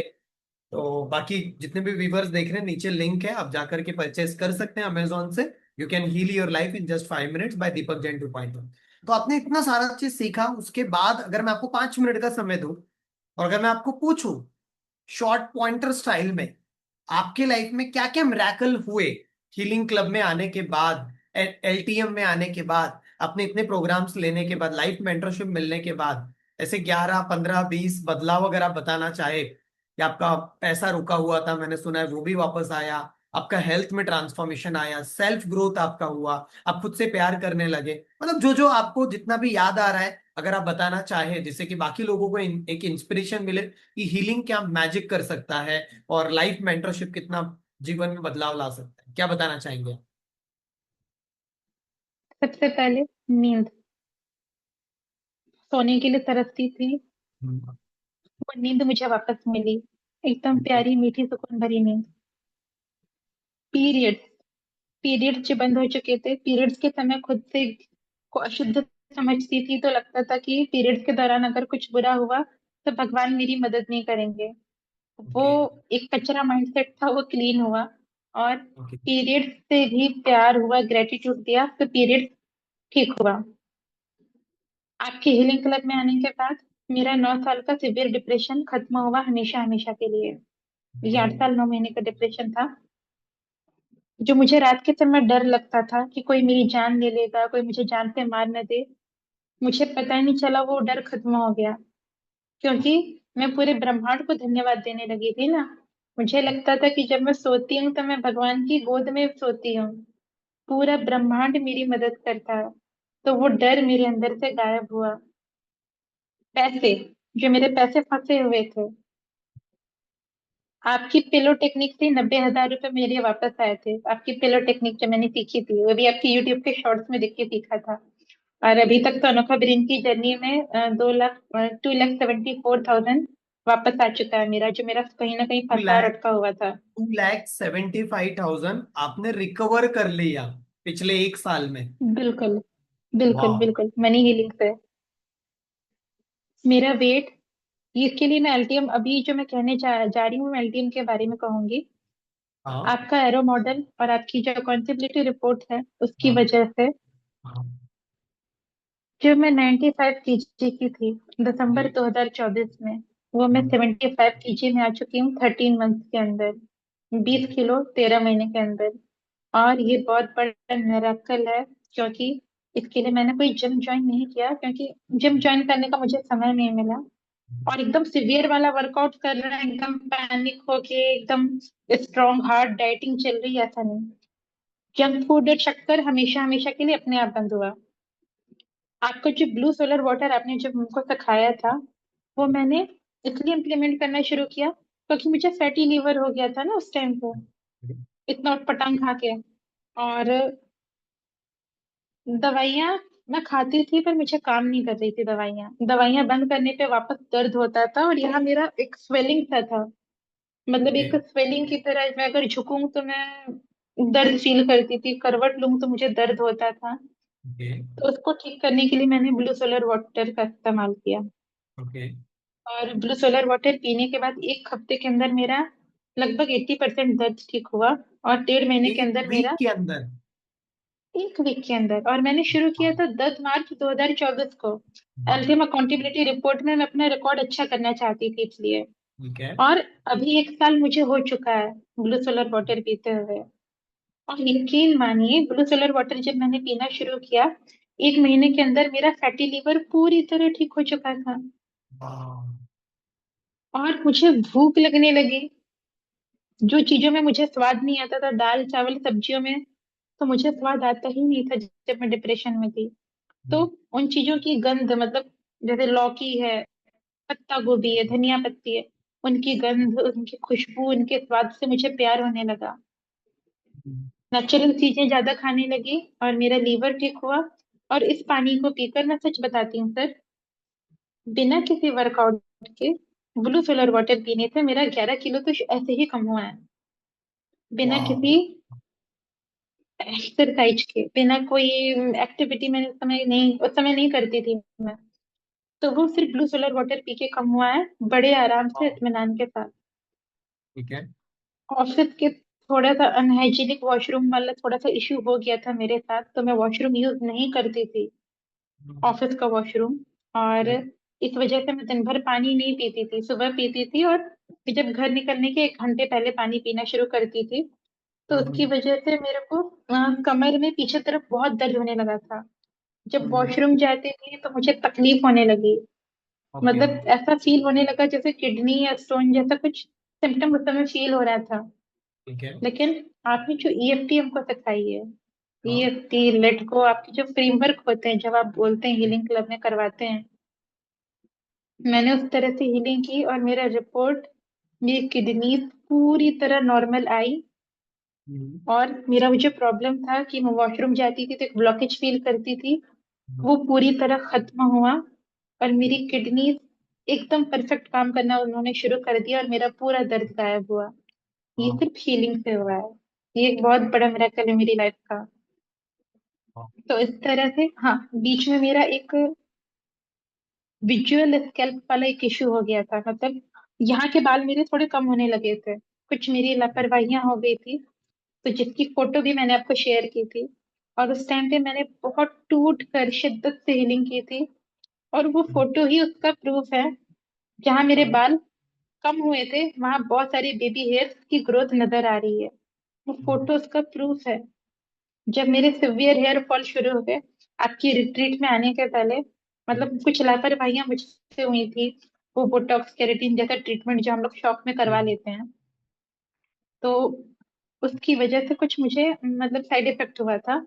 तो मेरे बाल गुच्छे में झड़ते थे, मतलब मैं निकालूं तो ऐसे गुच्छे में आ जाए। हाँ, और इतने मेरे बाल झड़ चुके थे, मेरे स्कैल्प में कुछ जख्म जैसा हो गया था कि जब मैं डॉक्टर के पास ट्रीटमेंट के लिए गई तो उन्होंने कह दिया था कि सर को शेव करना पड़ेगा ताकि ट्रीटमेंट बेहतर हो। ओके। और उसी महीने हमको रिट्रीट में भी आना था, सितंबर के महीने में। तो मैंने कहा कि मैं अभी ट्रीटमेंट शुरू नहीं कर पाऊंगी क्योंकि मुझे फंक्शन अटेंड करना है। तो डॉक्टर ने कहा कि जितना लेट करोगे कहीं उस समय फिर ऐसा ना हो कि बाल ही ना बचे। तो उस टाइम पे मैंने बहुत डीप हीलिंग की। और फिर मुझे एक ऐसा डॉक्टर मिला कि मेरा ट्रीटमेंट भी शुरू हुआ और मेरे बाल बहुत स्ट्रांग झड़ना बंद हो गया और वो बहुत घने हो गए, बहुत मजबूत हो गए। तो एक मिरेकल्स था। मेरी आदतें, मेरी जो पोस्टिंग हुई थी तो उस पोस्टिंग से मुझे घर के काफी दूर पोस्टिंग मुझे दी गई थी। तो उस समय भी मेरी शिकायतों वाला दौर शुरू हो गया कि मेरे साथ ऐसा क्यों हुआ। लेकिन उस टाइम को मैंने बहुत अच्छे से यूटिलाइज किया, मतलब किताबें पढ़ना मैंने शुरू किया। अभी तक मैं 8 किताबें पढ़ चुकी हूँ। वाह, अभी तक आप 8 विजुअलाइजेशन, किताबें पढ़ चुके हैं, और पिछले, जब आपकी लाइफ में अनोखा ब्रेन आया उसके पहले 8 साल में कितनी किताबें पढ़ी थी आपने? एक भी नहीं। एक भी? कविताएं कभी कभी पढ़ती थी, लेकिन मैंने कोई किताब नहीं पढ़ी थी। हम्म, और आपके साथ जुड़ने के बाद मैंने किताबें पढ़नी शुरू की और किताब पढ़ने से इतनी मोहब्बत हुई ना, उन किताबों ने मुझे बहुत हील किया। और हम्म, कभी कभी तो मिराकल्स ऐसे हो जाते हैं कि कुछ अनजान इंसान जो मुझे कभी ट्रेन में मिलते हैं, वो तक मुझे किताबें गिफ्ट कर देते हैं कि हमारे घर में इतने समय से पड़ी हुई थी, इसको तुम रख लो, इसको तुम पढ़ लो। और वो किताब होती है जो मैं ऑर्डर करने वाली थी। तो किताबों के साथ मेरा रिश्ता बहुत खूबसूरत हो चुका है। आपकी वाह, किताब मैंने बहुत दिल लगा के पढ़ा है। मतलब मेरी जो ऑफिस जर्नी होती है ना ट्रेन की, उसमें मैं पूरी तरह किताबें पढ़ते हुए ऑफिस जाती हूँ। और उस जर्नी के दौरान ही आपने सात्विक रिवॉल्यूशन पढ़ने के लिए हमको दिया था, नहीं सजेस्ट किया था। और राइट, सात्विक रिवॉल्यूशन इस बुक का बहुत बड़ा हाथ है मेरे वेट को नॉर्मल करने में। आपकी किताब जब मैंने पढ़ी तो आपकी किताब में जो मनी हीलिंग वाला जो पोर्शन है, हालांकि तो पूरी बुक ही बहुत मैजिकल है, लेकिन मनी हीलिंग वाला जब मैं पढ़ रही थी तो उससे 10 दिन के अंदर मेरे 35,000 रिकवर हुए थे उसकी टेक्निक थर्टी से, फाइव उसे पढ़ने थाउजेंड में। रिकवर हुआ सिर्फ अपनी किताब में जो टेक्निक लिखी थी उसे इम्प्लीमेंट करके। 10 दिन के अंदर। मतलब मैं जो देख पा रहा हूँ आपके सारे एरिया में मैजिकल तरीके से बदला हुआ है। आपके मम्मी के साथ आपका रिश्ता, आपके कलीग्स के साथ रिश्ता, उसमें भी बदलाव आया, आपके खुद के साथ रिश्ता मतलब रिलेशन में भी। बिल्कुल। मम्मी का मैं बताती हूँ। मम्मी हीलिंग नहीं करती हैं। उन्हें लगता है तुम सिखाओगे, मुझे तुम सिखाओगे, मैंने तुमको जन्म दिया, ये उनका एक थॉट है। मैं सोचती थी चलो कोई बात नहीं, इनके लिए रिमोट हीलिंग मैं करती हूँ। मम्मी का ब्लड प्रेशर जो कभी 215 215 तक पहुंच जाता था, हाँ जब मैं उनके लिए हीलिंग मैंने शुरू की, जब मैंने उन्हें ब्लू फिलर वाटर, मतलब नीली कांच में रखा पानी, हाँ। जो वो पोनो पोनो फ्रिज से चार्ज करके मैं धूप में रखती थी, जब मैंने राइट। उन्हें पिलाना शुरू किया, उनकी दवाइयाँ अगर मिस हो जाएं 1 महीने या 1.5 महीने भी, तो भी उनका ब्लड प्रेशर 125 में आ गया। वाओ। उनके पैरों का स्वेलिंग, क्योंकि मेरी मम्मी नॉर्मल जूते नहीं पहन पाती थी, उनके लिए नॉर्मल बाटा लिबर्टी इसके जूते नहीं उनके पैर में जाते थे, स्वेलिंग बहुत थी उनके पैर के पंजों में। तो हमें जो शोरूम वाले होते थे वह कहते थे कि ऑर्डर देके इनके लिए थोड़ा बड़ा शूज बनवाना पड़ेगा। अच्छा। अब उनके पैर में मेरे जूते भी चले जाते हैं बड़े आराम से। और ये सब आपने उनको रिमोट हीलिंग करा या जो भी आप करते थे, उन्होंने हीलिंग प्रॉपरली बिल्कुल। नहीं की है, वो हमारी हीलिंग क्लब में नहीं आते हैं। नहीं नहीं नहीं आती। हाँ। मतलब कि रिमोट हीलिंग और ब्लू हम कलर वाटर। लोग हम लोग दूसरों की जिंदगी में भी हीलिंग है। आपने तो एलटीएम ज्वाइन किया तो उसमें एडवांस काफी सारी टेक्निक्स आपको मिली, तो वो सब कंबाइन करते हुए आपने जैसे मम्मी की लाइफ में बदलाव लाए, बाकी एरिया में भी आपने हीलिंग इस्तेमाल करके देखा है कि आपकी वजह से कुछ ऐसे मैजिक्स हुए या कुछ ऐसी चीजें हुई जो शायद बहुत ही कुछ बताना चाहेंगे आप ऐसे रिजल्ट। अब मैं क्या कहूँ, मतलब हीलिंग एक ऐसी चीज है जो हर जगह बदलाव लेकर आती है। जैसे ओके। मेरे साथ एक इंसिडेंट हुआ था कि एक पर्सन थे, उनके तालाब में मछलियां मर जाती थी। मतलब कुछ ऐसा हो रहा था कि उनके तालाब की मछलियां, जब वो सुबह, मतलब वो किसान है, तो तालाब के पास जब सुबह जाते थे तो उनकी मछलियां मरी हुई मिलती थी तालाब के कोने में। ठीक है। और इस बात से वो बहुत परेशान थे, 14 दिन हो गए थे ये चीज हर दिन हो रही थी। ठीक तो है। उन्होंने जब मुझे बताया, जब मैंने देखा छोटी छोटी जो मछलियां मतलब मरी हुई किनारे पड़ी हुई थी, तो वो देख के मुझे अच्छा फील नहीं हुआ। तो मैंने जब उसके लिए हीलिंग करनी शुरू की, मतलब मैंने हीलिंग तालाब के लिए नहीं की, अपने इमोशंस के लिए की, कि मुझे तकलीफ हुई, ये मुझे डिस्टर्ब कर रहा है। मैंने जब उसके लिए हीलिंग की, उसमें विजुलाइज किया कि सब अच्छा हो चुका है, बेहतर हो चुका है। और फिर बाद में मुझे उस पर्सन ने बताया कि मछलियां मरनी बंद हो चुकी हैं, एक भी दिन अब कोई भी मछली मरी हुई नहीं मिलती, और वो तालाब का माहौल बहुत खुशनुमा हो चुका है। फिर उन्होंने मुझे बताया कि मेरे तालाब में पहले कमल के फूल खिला करते थे, लेकिन जब मछलियां मरना शुरू हुई उसके बाद से कमल के फूल खिलने बंद हो चुके हैं। अब एक भी फूल नहीं खिलता है। पता नहीं उस समय मेरे दिमाग में क्या आया, मैं नहीं जानती। मैं तालाब के पास गई और मैंने बहुत शिद्दत से, जैसे हम गिलास में या बोतल में पानी चार्ज करते हैं, तो हाँ हाँ। दोनों हाथों को रख करके ऐसे बोतल की तरफ राइट हाथ रख के राइट फिर पानी को चार्ज राइट। करते हैं, पानी को मैसेज देते हैं प्यार से। मैंने पूरे तालाब को, अब मेरे हाथ तो इतनी बड़ी है ना, तालाब तक तो नहीं जा सकते। मतलब पूरे हाथ फैला के आपने, तालाब है सामने, और प्लीज कंटिन्यू, फिर वैसा ही हाँ, कुछ हीलिंग वाटर मैंने मैनिफेस्टेशन। अपने दोनों हाथों को फैलाया और मैंने आंखें बंद करके भगवान को पुकारा कि ऐसा कौन सा कोना है जहां आपके हाथ नहीं पहुंचते। ओके। मैं इस तालाब को चार्ज करना चाहती हूँ पर मेरे हाथ छोटे पड़ रहे हैं, और इस समय मुझे आपकी जरूरत है। वो ब्रह्मांड जिसकी रचना आपने की है, मैं उस ब्रह्मांड का एक छोटा सा अंश हूँ, और मैं ब्रह्मांड की सबसे पवित्र शक्ति को पुकार रही हूँ। आप मुझे अपनी गोद में ले लीजिए, और जहां मेरे हाथ नहीं पहुंच रहे हैं ना, वहां अपने हाथों को पहुंचाइए। ये कहकर मैंने भगवान विष्णु को पुकारा था। अब उसकी भी मैं एक छोटी सी स्टोरी बताऊंगी भगवान विष्णु की, उनके जो स्वरूप है उसके बारे में। तो जब इस तरह पुकार के मैंने पानी के लिए हीलिंग की, जी। जिस तरह से मैंने पानी जल तत्व के लिए हीलिंग की ना, बहुत शिद्दत और बहुत प्यार से, लगभग मैंने 20 मिनट के लिए किया था। और मुझे जी। ये नहीं पता था कि आगे क्या होगा। बस मेरे हाँ। मन में था कि मैं हीलिंग मतलब एक करती हूँ। पॉजिटिव इंटेंशन के साथ आपने जस्ट अपना काम किया, हीलिंग किया आपने, ठीक है। हाँ, क्योंकि चाहे इंसान जीवित हो, चाहे उसने शरीर छोड़ दिया हो, चाहे वो प्रकृति का कोई भी दूसरा जीव हो, शांति, मुक्ति और प्रेम सबका अधिकार है। इस राइट। भावना के साथ मैंने हीलिंग किया हम्म। और सरेंडर कर दिया था भगवान के सामने कि आप संभालो इस चीज को। मुझे नहीं पता था कि क्या होगा। जब मैं 2-3 दिन बाद ऑफिस गई तब मुझे पता चला कि अगले दिन से फूल खिलने शुरू हो चुके हैं। अगले दिन से ही, विद इन 3 डेज के अंदर?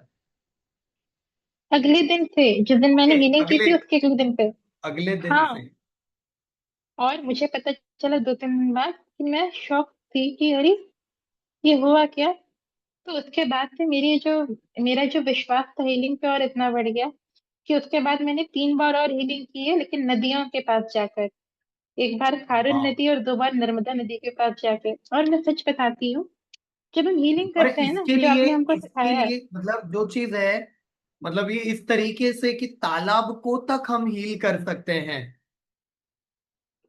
बिल्कुल बिल्कुल हम कर सकते हैं, मतलब दिस इज मैं आपको ग्रेट। बताती हूँ। जैसे जब मेरा एक्सपीरियंस, क्योंकि जब मैं तालाब को मैं हील करने के लिए गई थी तो उस समय मुझे नहीं पता था कि क्या होने वाला है।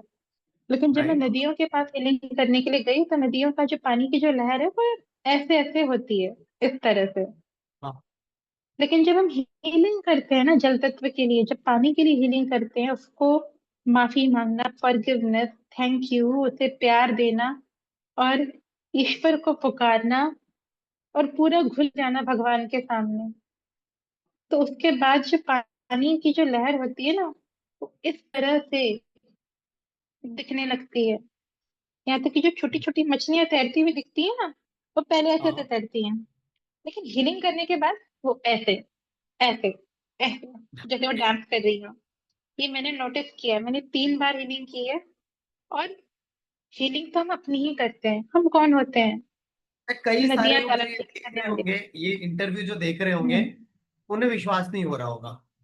उन्हें लग रहा होगा कि ये किस तरीके से है। तो नो डाउट ऐसे और भी बहुत सारी हीलिंग के चमत्कार है, मैजिक है। तो हम इसको, ये वाला टॉपिक को यहाँ स्टॉप करते हैं। लेकिन फिर भी जो जिनके मन में ऐसे कोई डाउट्स जा रहे होंगे, उन्हें क्या बोलना चाहोगे आप यहाँ पर, क्योंकि आपने साक्षात रूप में ये किया है अपने लाइफ में, तालाब को और जो कमल वाला एग्जाम्पल दिया वो। मैं सबसे ये कहना चाहती हूँ कि हीलिंग बहुत बड़ा मिरेकल है। एक बार करके देखो। लेकिन हीलिंग के लिए आपका दिल साफ होना जरूरी है। हम्म। आपको विश्वास होना जरूरी है। अपना मैं और अहम को दूर रखना जरूरी है। ये भूल जाना है कि मुझे ये आता है, मुझे वो भी आता है, मुझे, मैं ये जानती हूँ, मैं वो जानती हूँ, मैं तो इतने ऊंचे पोस्ट में हूँ, अरे मेरी दोस्ती तो उनसे है, मेरा परिवार ऐसा है। ये सारी चीजें भूल जाओ। इन सारी खुद का चीजों को मैं दरकिनार हटाना करो। पड़ेगा। मैं हटाना पड़ेगा, क्योंकि भगवान के सामने हम क्या हैं? एक छोटा सा अंश है। भगवान के सामने पूरी तरह झुकना है। अगर तुमने दर्द दिया तो उसके लिए भी धन्यवाद। जो रॉन्डेबेन उनकी किताब में लिखा ना, दुर्भाग्य सिर्फ एक दृष्टिकोण है, हर चीज अच्छे के लिए होती है। तो इस भावना के साथ जब आप हीलिंग करने लगते हैं ना, तो जिंदगी में वो मिराकल्स होते हैं कि मैं क्या ही कहूँ।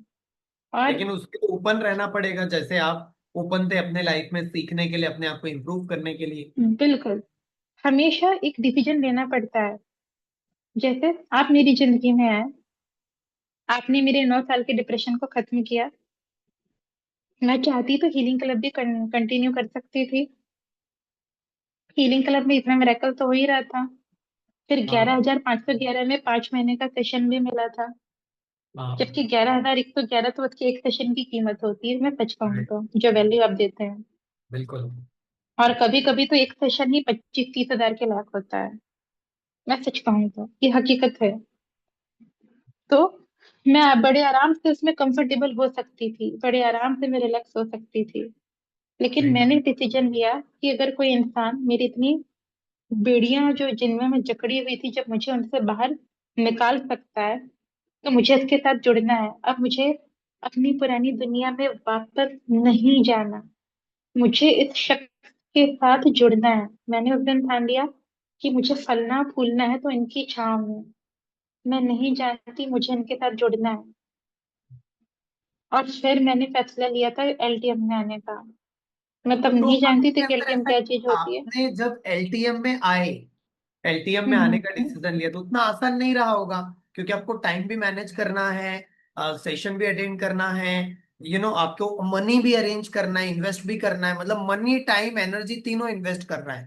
तो उस समय आपको नहीं लगा कि बाद में करूंगी मैं? बहुत सारे लोग कहते हैं अभी नहीं, अभी क्या करना है, बाद में करेंगे, पहले ये कंप्लीट कर लेते हैं। क्या बोलना चाहोगे आप, तब उस समय माइंडसेट क्या था आपका? सबसे पहले तो पैसे उस समय नहीं थे मेरे पास। हम्म। और उस समय मुझे एहसास हुआ कि मैंने पैसों को लेकर कितनी गलतियां की हैं जिंदगी में। उस टाइम पे मुझे वो फील हुआ।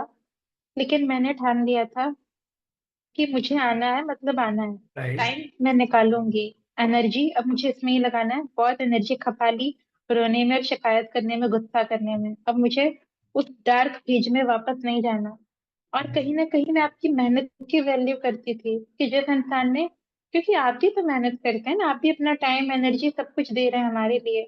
तो जब कोई इंसान हमारे लिए इतना कर रहा है, तो मैं क्यों उस इंसान की मेहनत को जाया होने दूं? मुझे खुद पे काम करना है, ये एक इंटेंशन मेरे मन में था। इतने साल से तो मैं रो रही थी, तड़प रही थी कि कौन मुझे सुनेगा। लेकिन जब मुझे कोई सुनने वाला मिला, जिसने कि मेरे दर्द को सुना, तो मुझे उसे इज्जत तो देनी ही थी ना। मैंने ठाना था कि मुझे आना है, और मैं कैसे आऊंगी मैं नहीं जानती।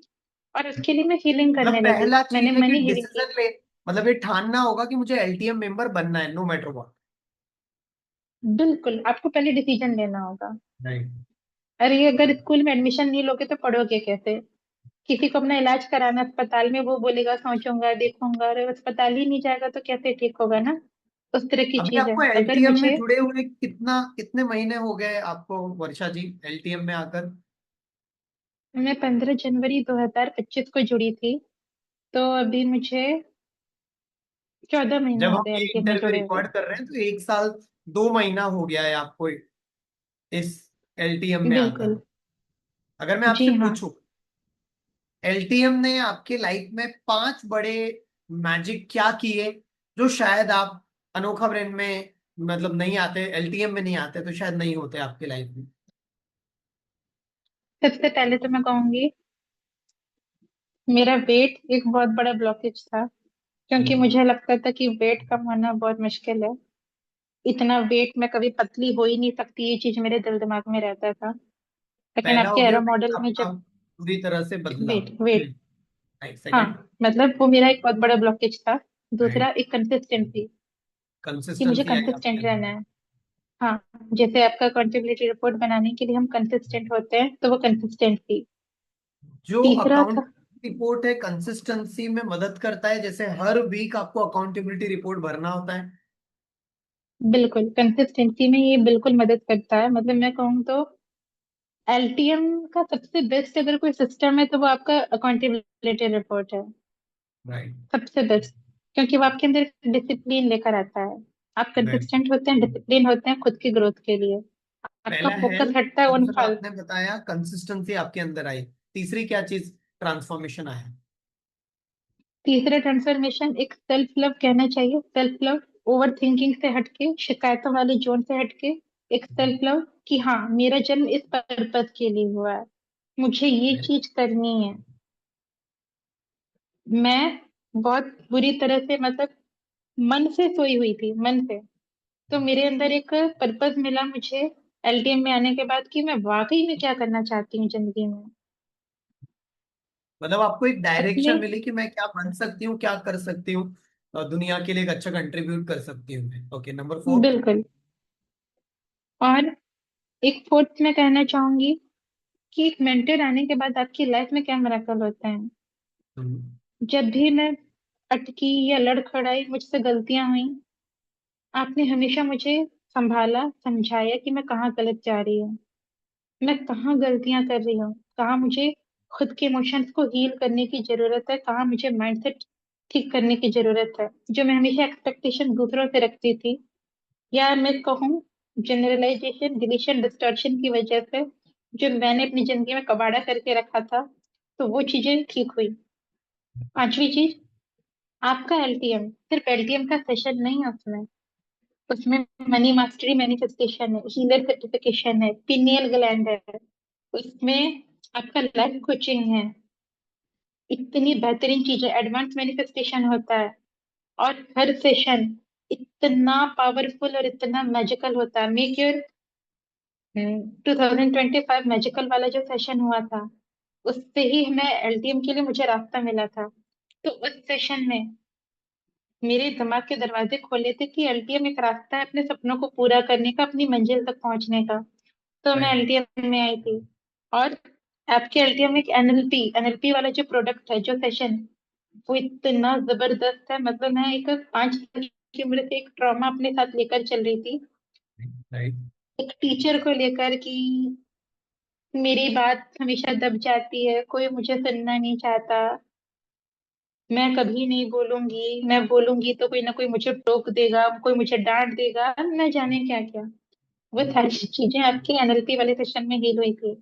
तो माइंडसेट में जो आप जबरदस्त तरीके से, आपके जो सारे सेशन होते हैं जिन्हें अपने करियर में काम करना है, मतलब जैसे यूट्यूब में अपना वीडियो बनाना है, जैसे प्राजक्ता बहुत शानदार काम करती है स्किल्स के ऊपर, इतने बेहतरीन सेशन आपके एलटीएम के पूरे पोर्टल में भरे हुए हैं। पिनियल ग्लैंड, वो इतना बेहतरीन और खूबसूरत था ना, मैं सच कहूँ तो कई चीजें ऐसी हैं जो मैं समझा नहीं सकती, बिल्कुल। लेकिन जो मेरे अंदरूनी तौर पे, जो मेरी लाइफ में जो मिरेकल हुआ, जब मैं भगवान विष्णु को अनंत शयन मुद्रा में देखती हूँ समुद्र के भीतर की दुनिया में, वो पिनियल ग्लैंड के बाद ही हुआ था मेरे साथ। हाँ।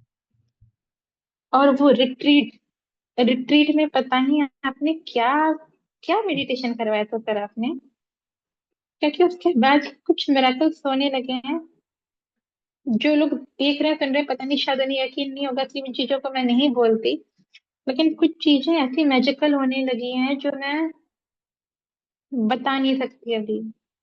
यहाँ जो नाम लिया यहाँ पर रिट्रीट का, हमारा प्रोग्राम चलता है 5D क्वांटम मैनिफेस्टेशन रिट्रीट, ये थीम हमने रखा था, पिछले साल हुआ था, उसकी बात कर रहे हैं वर्षा जी। अगर मैं, वर्षा जी, इसको थोड़ा एंड करते हैं अभी हम लोग ये वाले पॉइंट को। अगर मैं आपसे पूछूं, जो पिछले 10 साल में नहीं हुआ, वो आपके साथ ही पिछले 1 साल में वो नॉलेज, वो सफलता, वो आपके अंदर ट्रांसफॉर्मेशन, फिर आपको हेल्थ हो, रिश्ता हो, करियर हो, आपका मनी हो, जो भी आपके ट्रॉमास पूरे निकले, आपकी हैबिट्स पूरी तरह से बदल गई, आपने किताबें पढ़ना शुरू कर दी, और अभी तो आपने अपनी लाइफ की आई थिंक पहली किताब भी पूरा लिखना आपने शुरू कर दिया है।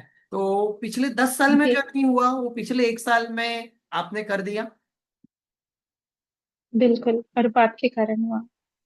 क्या मैं वो आपकी एलटीएम वो स्टूडेंट हूँ इसलिए। रास्ता है, कि अगर किसी को 10 साल का सफलता अगर अगले 6 महीने या 12 महीने में अचीव करना है, तो क्या वो एलटीएम वो रास्ता है? बिल्कुल, एलटीएम ही वो रास्ता है, क्योंकि हम अपने माइंडसेट में काम करते हैं ना, खुद के ऊपर काम करना शुरू करते हैं, और आपके जो एलटीएम के सेशंस होते हैं, बहुत बेमिसाल सेशन होते हैं। वाह। वो आपको भी नहीं पता कि आप क्या सेशन लेते हैं, वो आपको नहीं पता सर आप क्या करते हैं, आपको भी नहीं पता चला है। चलो, मैं क्या ही यहाँ तो। पर आपसे ये इंटरव्यू के लास्ट पॉइंट पर हूँ। यहाँ पर आपने अपनी पूरी जी, स्टोरी डिकोड करी पिछले 1 साल 2-3 महीने की। मैं आपसे पूछना चाहूंगा, पिछले 1 साल 3 महीना मतलब 15 महीने की आपकी जर्नी है।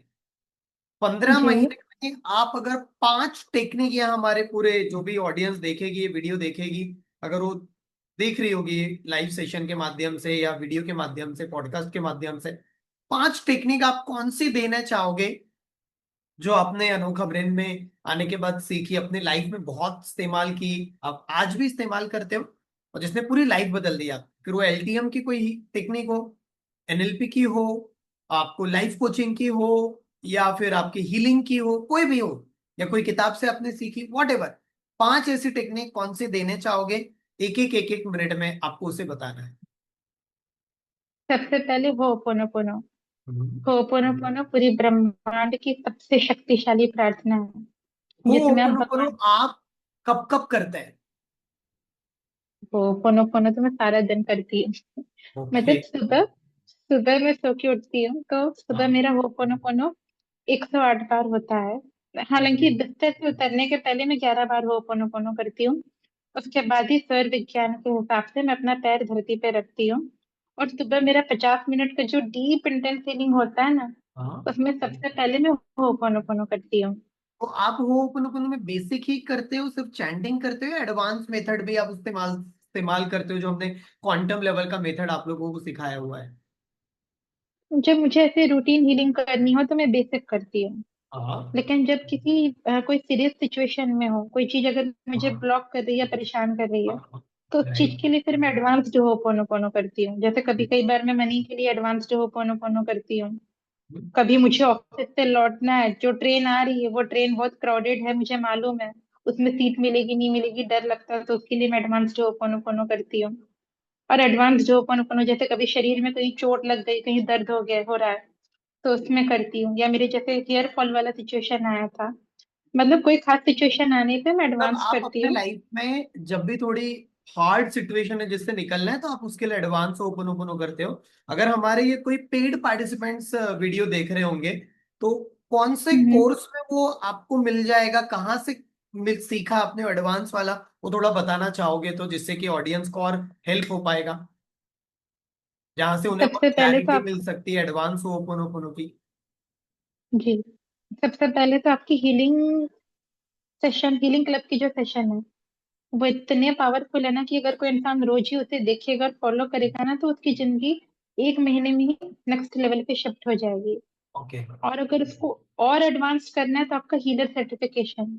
राइट। हीलर सर्टिफिकेशन में आप जिस तरह से हो पोनो सिखाते या करवाते हैं, वो बेहतरीन है, वो बेमिसाल है।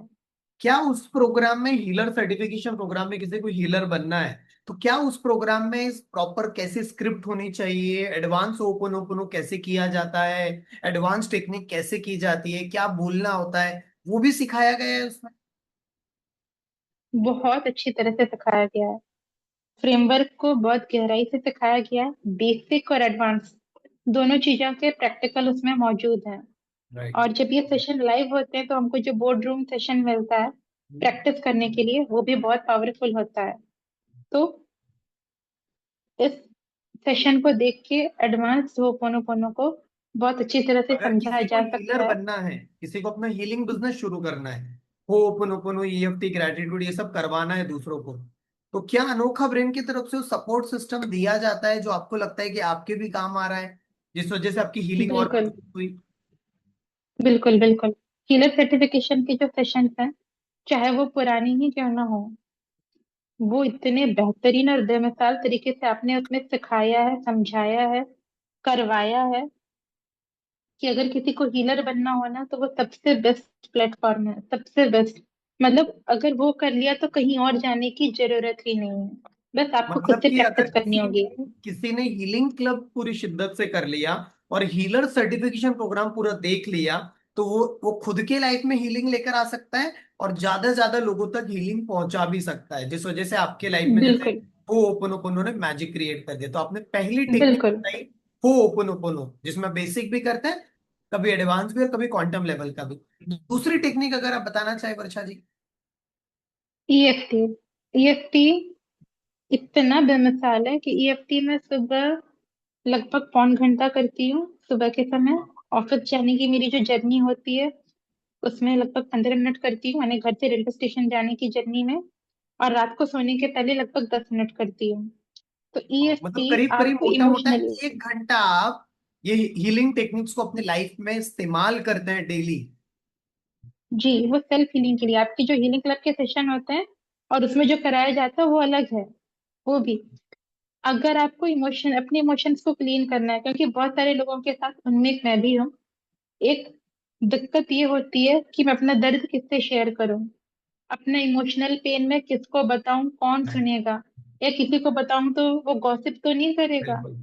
या मेरा कुछ उटपटांग रिमार्क्स तो नहीं देगा। ये सारी चीजें जिसके दिमाग में चलती है ना, आप कहते हैं ना कि अपनी पूरी भसड़ निकाल दो ईएफटी में टैप करते हुए। तो ईएफटी ने मेरी जिंदगी में मिरेकल किया है, बहुत मिरेकल्स हुए हैं। वाह। ईएफटी बहुत बड़ा गिफ्ट है। Thank you so much. और मैं ईएफटी रो मतलब कोनो कि कोनो को मिस ईएफटी करके से करती हम हूँ। हमारे इमोशंस को पूरी तरह से रिलीज कर सकते हैं। तो मैं आपसे बिल्कुल, हम पूछना खुद को चाहूंगा, खाली करते हैं। अगर किसी को ईएफटी सीखना है तो क्या अनोखा ब्रेन में उसके फ्रेमवर्क, उसका सिस्टम, उसका proper step by step training दिया गया है, अगर कोई एलटीएम ज्वाइन करता है तो? मैं कहती हूँ कि पूरी दुनिया में किसी ने ईएफटी को इतने अच्छे से नहीं बताया होगा जितने अच्छे से आपने बताया है। हीलिंग और क्लब, हीलर आपको याद होगा सर्टिफिकेशन दोनों वर्षा में। जी, ईएफटी में मैंने आप लोगों को ईएफटी के साथ साथ होपोनोपोनो को कंबाइन कैसे करना है, number one. Number two, EFT के साथ साथ हम मैनिफेस्टेशन कैसे कर सकते हो। बिल्कुल, ईएफटी के थ्रू स्क्रिप्ट राइटिंग वो मैं भी करती हूँ। और ईएफटी मैं ये चीज कहना चाहूंगी कि हाँ, ये बताना मैं भूल गई थी जी। कि बूट कैंप में आने के पहले तक 2021 में 2021 अगस्त में मेरे पैर का कुछ एक्सीडेंट हुआ था। तो मेरे बाएं पैर में स्वेलिंग रहती थी हमेशा। वो पैर हमेशा सूजा हुआ रहता था, मतलब उस पैर का साइज दूसरे पैर से ज्यादा ही रहता था, तो मैं ठीक से जी। चल नहीं पाती थी लगभग 3 साल तक। तो जब मैं आपके बूट कैंप में आई और हीलिंग मैंने शुरू की, तो उसके बाद मेरा वो दर्द, वो सूजन कम होने लगा। तो वॉक करने में मुझे थोड़ी तकलीफ जाती थी, मैं एक्सरसाइज नहीं कर पाती थी। तो एक हीलर सर्टिफिकेशन का सेशन हुआ था जून 2025 में। उसमें आपने राइट। ईएफटी के थ्रू स्क्रिप्ट राइटिंग और ईएफटी के थ्रू नेगेटिव बिलीफ को पॉजिटिव बिलीफ में कन्वर्ट करना सिखाया कन्वर्ट था। करना चाहिए, राइट। तो उसमें मैंने कहा था, मैंने उसमें ईएफटी के थ्रू स्क्रिप्ट राइटिंग की थी, यूनिवर्स को थैंक यू कहा था कि thank you so much dear universe, अब हर रोज मैं बड़ी आसानी से तेज स्पीड में चलना मैंने शुरू कर दिया है। और मेरा पसीना जब मेरे शरीर से बाहर निकलता है, वो पसीना मेरे शरीर का नहीं, मेरे शरीर के साथ साथ मेरे मन और मेरे इमोशंस का भी भारीपन होता है। और इस तरह मैंने अपने शरीर पे काम करना शुरू कर दिया है। और अब मैं बहुत तेजी से भागती हुई स्पीड में चलना शुरू कर चुकी हूँ। उसके लिए आपका बहुत बहुत धन्यवाद। जब मैंने वाह। ये करना शुरू किया, उसके बाद से मेरा ट्रेडमिल में फाइनली वॉक शुरू हुआ। वाह। और अभी मेरी ट्रेडमिल में सबसे हाईएस्ट स्पीड है 6.8 किलोमीटर पर आवर। मतलब मेरा ब्लॉक होता है 5 मिनट ये, 10 मिनट ये, दस राइट, मिनट राइट। ये वाला। तो वो, अगर मैं ट्रेडमिल में वॉक कर पा रही हूँ तो आपकी ईएफटी की वजह से, सीरियसली वो पूरा क्रेडिट ईएफटी को जाता है। पहला ईएफटी टेक्निक आपने बहुत बताया बेमिसाल है। बोनो, हो दूसरा पनो। आपने बताया ईएफटी, और I am really so happy कि आपने प्रॉपरली बताया भी, गाइड भी किया। तीसरी टेक्निक कौन सी है जो आप यहाँ पर गाइड करना चाहेंगे? ग्रेटिट्यूड। ग्रेटिट्यूड, जो आपने वो एक चिड़िया वाली स्टोरी सुनाई थी ना, उस दिन बोलते हैं ना दिमाग का ढक्कन खुला, क्या जैसे आप बोलते हैं, ढक्कन खुल के कहाँ फेंका जाता है पता नहीं चलता, मैं ये कहूंगी। ग्रेटिट्यूड वाली जो, जी। ग्रेटिट्यूड जब मेरी लाइफ में कुछ टॉक्सिक पॉलिटिक्स की वजह से ऑफिस में जब मेरी पोस्टिंग बहुत दूर की गई, राइट, राइट। उसके लिए मैं अंजू मैम को दिल से शुक्रिया अदा करती हूँ। Thank you so much Anju ma'am, thank you so much. Gratitude, मेरे पास कोई ऑप्शन नहीं था। मैंने बस ये समझा कि अभी जो कुछ भी अच्छा चल रहा है उसको थैंक यू कहो, और आगे का जो आउटपुट है वो भगवान के सामने सरेंडर करो। तो ओके। ग्रेटिट्यूड से बुरी सी बुरी हालत भी ना खूबसूरत हो जाती है, मतलब पनिशमेंट गिफ्ट बन जाता है। तो ग्रेटिट्यूड ये मेरी जिंदगी का एक बहुत बड़ा पिलर है, इसके बिना मैं नहीं रह सकती। और ग्रेटिट्यूड मेरा, ईएफटी करते हुए मेरा ग्रेटिट्यूड 5 घंटा चलता है सुबह। और बहुत डीप और मैक्रो लेवल हीलिंग में चलता है, एकदम डीप डीप डीप। मैं बताने बैठी ना तो खत्म नहीं होगा, ऐसा आई चलता कैन है। अंडरस्टैंड। मतलब तीसरा चीज है, ग्रैटिट्यूड ने आपकी लाइफ को पूरी तरह से बदल के रख दिया। और यहाँ मैं बताना चाहूंगा, जो भी वीडियोस देख रहे हैं, मैं भी अपनी लाइफ में ग्रैटिट्यूड अभी से नहीं कई सालों से कर रहा हूँ। और ग्रैटिट्यूड मैं कम से कम मिनिमम 108 बार करता हूँ, कि जिस भी चीज के लिए मैं धन्यवाद देना चाहता हूँ। तीन चीजों के लिए आप ग्रैटिट्यूड कर सकते हो: पास्ट में जो आपको मिला है, प्रेजेंट में आपकी बिल्कुल। लाइफ चल रहा है, और जी। फ्यूचर में जो आप पाना चाहते हो। थैंक यू सो मच वर्षा जी, आपने बहुत अच्छे से ग्रेटिट्यूड बताया। चौथी चीज और पांचवी चीज दोनों टेक्निक एक साथ बताइए, कौन सी चौथी और पांचवी टेक्निक आप यहाँ पर बताना चाहेंगे जिसने आपके लाइफ को पूरी तरह से बदल के रख दिया। मैं चाहूंगा ये दो ऐसी टेक्निक बताओ आप जो एलटीएम में आपने प्रॉपरली सीखी और जिसने बहुत जबरदस्त लेवल पे आपकी लाइफ को बदला। Blue solar water, water healing. क्योंकि आपने सिखाया था पानी को प्यार देना और धन्यवाद देना। तो जब एलटीएम की अकाउंटेबिलिटी रिपोर्ट बनाती थी, और जब मेरा वेट हीलिंग क्लब में आने के बाद कम होना शुरू हो गया था, और फरवरी के फर्स्ट वीक में 94.3 kg मेरा वेट था। राइट। मैं सोचती थी कि एलटीएम के अकाउंटेबिलिटी रिपोर्ट में, क्योंकि हमको हर सेशन मतलब हर फील्ड में काम करना होता है, सिर्फ अपना दर्द और अपना रोना लिख दिया उतने में कहानी खत्म नहीं होती, उसको बेहतर भी करना है। तो उसको बेहतर करने के लिए मैंने पानी को चार्ज करना शुरू किया था। और मैं जब पानी पीती हूँ ना, मुझे ऐसा लगता है कि मैं क्या ही कहूँ, जब मैं उसे चार्ज करती हूँ तो ये मेरे पूरे ब्रह्मांड का सबसे जादुई द्रव है, ये बोलकर उसे चार्ज करती हूँ और वैसे उसे पीती हूँ। तो उसने मेरी जिंदगी में जो मिरेकल लाया ना, मतलब हेल्थ अंदर से अच्छा होना, खुश रखने में मदद करना, और जो आप वाटर हीलिंग और वाटर मैनिफेस्टेशन दोनों को मैंने कंबाइन कर दिया है, वाह। और चीजें बहुत खूबसूरत हो चुकी हैं। तो ये मेरी चौथी टेक्निक। पांचवा, आप कोई ऐसे तो बहुत फ्रेमवर्क सारी भी चीजें बता करती सकते हैं, जरूरी टेक्निक कोई फ्रेमवर्क ने आपके लाइफ को पूरी तरह से शिफ्ट किया, आपके माइंडसेट को। हूँ। विजुअलाइजेशन मैं कह सकती हूँ। हाँ। विजुअलाइज करना, आपने एलटीएम के पार्टिसिपेंट्स के साथ अपना, आपने जो विजुअलाइजेशन के ऊपर जो जी। बुक लिख रहे हैं ना, जी। उसका आपने एक फर्स्ट ड्राफ्ट शेयर किया था। Right right. और कभी मैं उस लेवल पे बता नहीं पाई सेशन में, अभी बताती हूँ। हाँ हाँ, मेरे बताइए। वेट लॉस में उसका बहुत बड़ा इम्पोर्टेंट रोल है। जैसे किस तरह से आपने विजुलाइज किया था, थोड़ा बताएंगे आप, अगर थोड़ा और क्लैरिटी मिलेगा लोगों को। जैसे मैं विजुअलाइज करती थी कि मेरा वेट कम हो गया, मैं ऐसी लग रही हूँ। हम्म। ये तो एक पॉजिटिव विजुअलाइजेशन है, हर कोई करता है। लेकिन हम्म। एक मेरा क्योंकि उस टाइम पे मेरा उस लेवल पे मेरा हीलिंग उस टाइम पे स्ट्रांग होना शुरू हो गया था, पर उतना नहीं था। तो हम्म। कुछ चीजों की क्रेविंग होती थी, जैसे समोसे हैं, कचौड़ियाँ हैं, गुलाब जामुन जैसी चीजें, हम्म। या पेस्ट्रीज वगैरह। कभी कभी लगता था कि खा लेना चाहिए, एक खाने से क्या होगा, क्या ही फर्क पड़ जाएगा, एक ही बार तो खाना है, ये चीजें मैं कई राइट। बार सोचती थी। लेकिन फिर मैंने आपकी बुक पढ़ने के बाद विजुअलाइज करना शुरू किया, तो मैं तो हम्म। ऑलरेडी खा चुकी हूँ, वो ओके। चीज मेरे अंदर जाग चुकी है, और अब ओके। मेरा पेट भर चुका है। अब मेरी जो तब उसके लिए अपने जो माइंड तलब को थी ना, आपने वो उस खत्म हो तरीके से चुकी है। कन्विंस किया। Right right right. बिल्कुल। तो उसके बाद क्या हुआ, जो मेरा वेट लॉस का रिजल्ट है ना, वो और स्ट्रांग हो गया। जितना मैंने सोचा था, मैं उससे ज्यादा मेरा वेट कम हुआ। हम्म। और जब मैं उन्हें देखती थी तो लगता था, आह, ये तो मैं खा चुकी हूँ, अब मुझे नहीं खाना। तो बहुत। विजुअलाइजेशन का असर सिर्फ इतना ही नहीं, जब हम्म। भी मैं खुद की हीलिंग करती थी, खुद के लिए काम करती थी, तो मैं पूरी तरह में फील करती हूँ। राइट। मतलब फील करने का जो तरीका होता है, जैसे आप कहते हैं ना, ब्रह्मांड की पवित्र चमकीली नीली रोशनी, वो आपके चारों ओर आपको मतलब सराउंड कर रही है।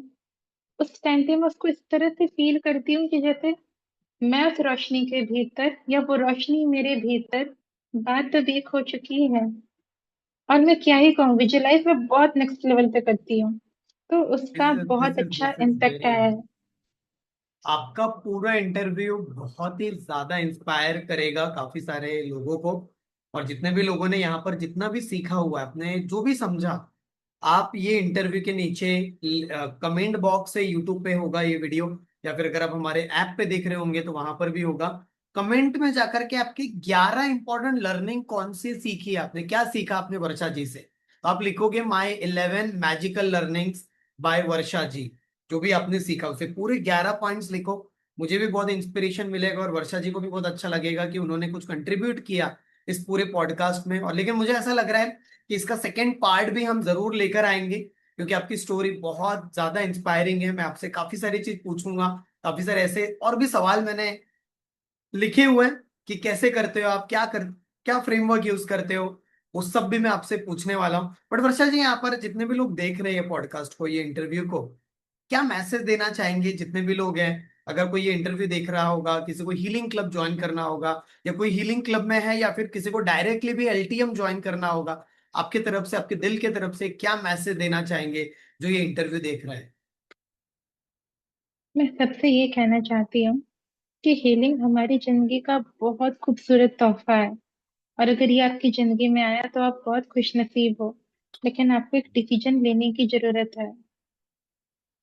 हम जिंदगी भर किसी ऐसे इंसान को खोजना चाहते हैं कि कोई हमारे दर्द को हल्का करे, कोई हमें हील करे, कोई हमें सुने, कोई समझे। लेकिन हमको कोई नहीं मिलता। लोग हमेशा अक्सर टांग खींचने वाले या शिकायतें करने वाले मिलते हैं। लेकिन जब हम एक मेंटर के साथ जुड़ते हैं तो हमको किसी का एक सपोर्ट मिलता है। कोई हम पे भरोसा करता है। कोई हमें खुद पे काम करना सिखाता है। कोई हमारी गलतियों को हमें बताता है कि तुम कहाँ गलतियां कर रहे हो, कहाँ तुम्हें इम्प्रूव करने की जरूरत है। तो जब इतना बेहतरीन इंसान आपके सामने है तो उसको पीछे मत हटो, ग्रैब करो। अपॉर्चुनिटी को ग्रैब करो। ये मौके जिंदगी में बार बार नहीं आते। और मैं सच कहूँ तो सर, अभी तो आपकी एज कम है, अभी आप छोटे हैं उम्र में, क्योंकि यंग है ना तो छोटे हैं ऑब्वियसली। आने वाला टाइम आपकी जिंदगी का इतना खूबसूरत और बेहतरीन होने वाला है ना। जिस तरह हम डॉक्टर जो डिस्पेंजा, एंटोनी रॉबिन्स, उनकी किताबें पढ़ते हैं, रोंडा बर्न की। मैं जब उनकी किताबें पढ़ती हूँ तो मुझे लगता है कि जो मिरेकल्स ये लिखे हैं, ऐसे मिरेकल्स तो मैंने अनोखा ब्रेन में होते हुए देखे हैं। और मुझे लगता है कि वो दिन दूर नहीं है जब लोग आपको इस लेवल पे जानेंगे। और मैं सच्चे दिल से आपको दुआएं देती हूँ कि बहुत सारी चीजें आपको मिले। तो व्यूवर से मैं कहती हूँ जो भी इस वीडियो को देख रहे हैं, सुन रहे हैं, समझ रहे हैं, अगर आप दीपक जैन सर से जुड़े हैं तो आप बेहद खुशनसीब हैं। और अगर आप नहीं जुड़ पाए तो मैं दिल से कहती हूँ एक बार उनसे जुड़ कर देखिए। उनका हीलिंग क्लब जिस लेवल पे चलता है ना, वो एक दूसरी दुनिया है। अगर मैं सच कहूँ तो वो एक 5D वर्ल्ड की तरह है। और एलटीएम में जो आप अपनी जान लगाते हैं, जो शिद्दत से आप मेहनत करते हैं, जो वैल्यू हमने एलटीएम के लिए पे की है ना, उसके सामने वो वैल्यू कुछ नहीं है। तो बिल्कुल डिसीजन लो। डिसीजन आपको लेना ही होगा। अगर ट्रेन आकर खड़ी हुई है तो ट्रेन के अंदर आपको खुद चढ़ना है, टिकट खुद कटानी है। इतना तो करना ही पड़ेगा ना। फिर एक बार इतना करो, फिर आपकी आगे की यात्रा शुरू हो जाएगी। ये मैं सबसे कहना चाहती हूँ। और फिर अभी तो आपने जो 5 चीजें कही, उसके अलावा मैं सच कहूँ तो और भी बहुत ही चीजें जो मैं बहुत करती हूँ। सारी चीज है। बहुत जल्दी इसका जैसे पार्ट 2 भी हम करेंगे। बिल्कुल। तो थैंक यू, थैंक यू, सच्चे थैंक दिल से यू। आपको मैं थैंक यू कहती हूँ। मेरी लाइफ में जो मिरेकल्स आए ना वो मैं बता नहीं पा रही हूँ। कुछ चीजें ऐसी हैं जो कोई सुनेगा तो शायद ना समझे, नहीं, ये या उसको लगे कि ये इंटरव्यू क्या से है। काफी लोगों को क्लैरिटी मिल गई है, और काफी लोगों को इंस्पिरेशन भी मिला होगा। और अभी डेफिनेटली इसका पार्ट 2 भी हम करेंगे। और अभी तो जस्ट शुरुआत है वर्षा जी, लगे रहो। बहुत लोग आपका इंतजार कर रहे हैं। और जितने भी लोग एलटीएम में हैं, बी रेडी एंड एक्साइटेड। मजा आने वाला है। थैंक यू सो मच वर्षा जी। और जितने भी लोग यहाँ फिर पर हैं, अम, ये किताब के बारे में क्या बोलना चाहेंगे? लास्ट वर्ड आप कुछ बोलना चाहोगे तो? बहुत जबरदस्त किताब है। इसको पढ़ो यार सब लोग।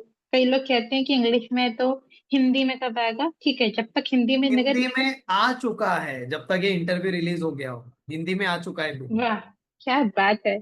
बहुत बेमिसाल किताब है जिसमें आपकी लाइफ की स्टोरी, जब आपको लगता था कि मैं लाइफ में क्या करूंगा, मैं क्या ही कर पाऊंगा, और फिर वहां से लेकर इतने आगे बढ़ने तक का जो सफर है जो आपने समझाया है, बहुत इंस्पिरेशन, इसको काफी इंस्पायर्ड करेगा लोगों को। ये सच है। और उसमें जो राइट। आपने फ्रेमवर्क समझाए हैं, जो आपके, जैसे आपके नए वर्जन, जो एक जिम में आप वर्कआउट करते हैं, आपका जो पुराना ओल्ड मी कहता है कि बस हो गया, नहीं करते, यहाँ रुक जाते हैं, लेकिन नया वर्जन कहता है नहीं, मुझे अपने पुराने पैटर्न को ब्रेक करना है, मुझे आगे बढ़ना है।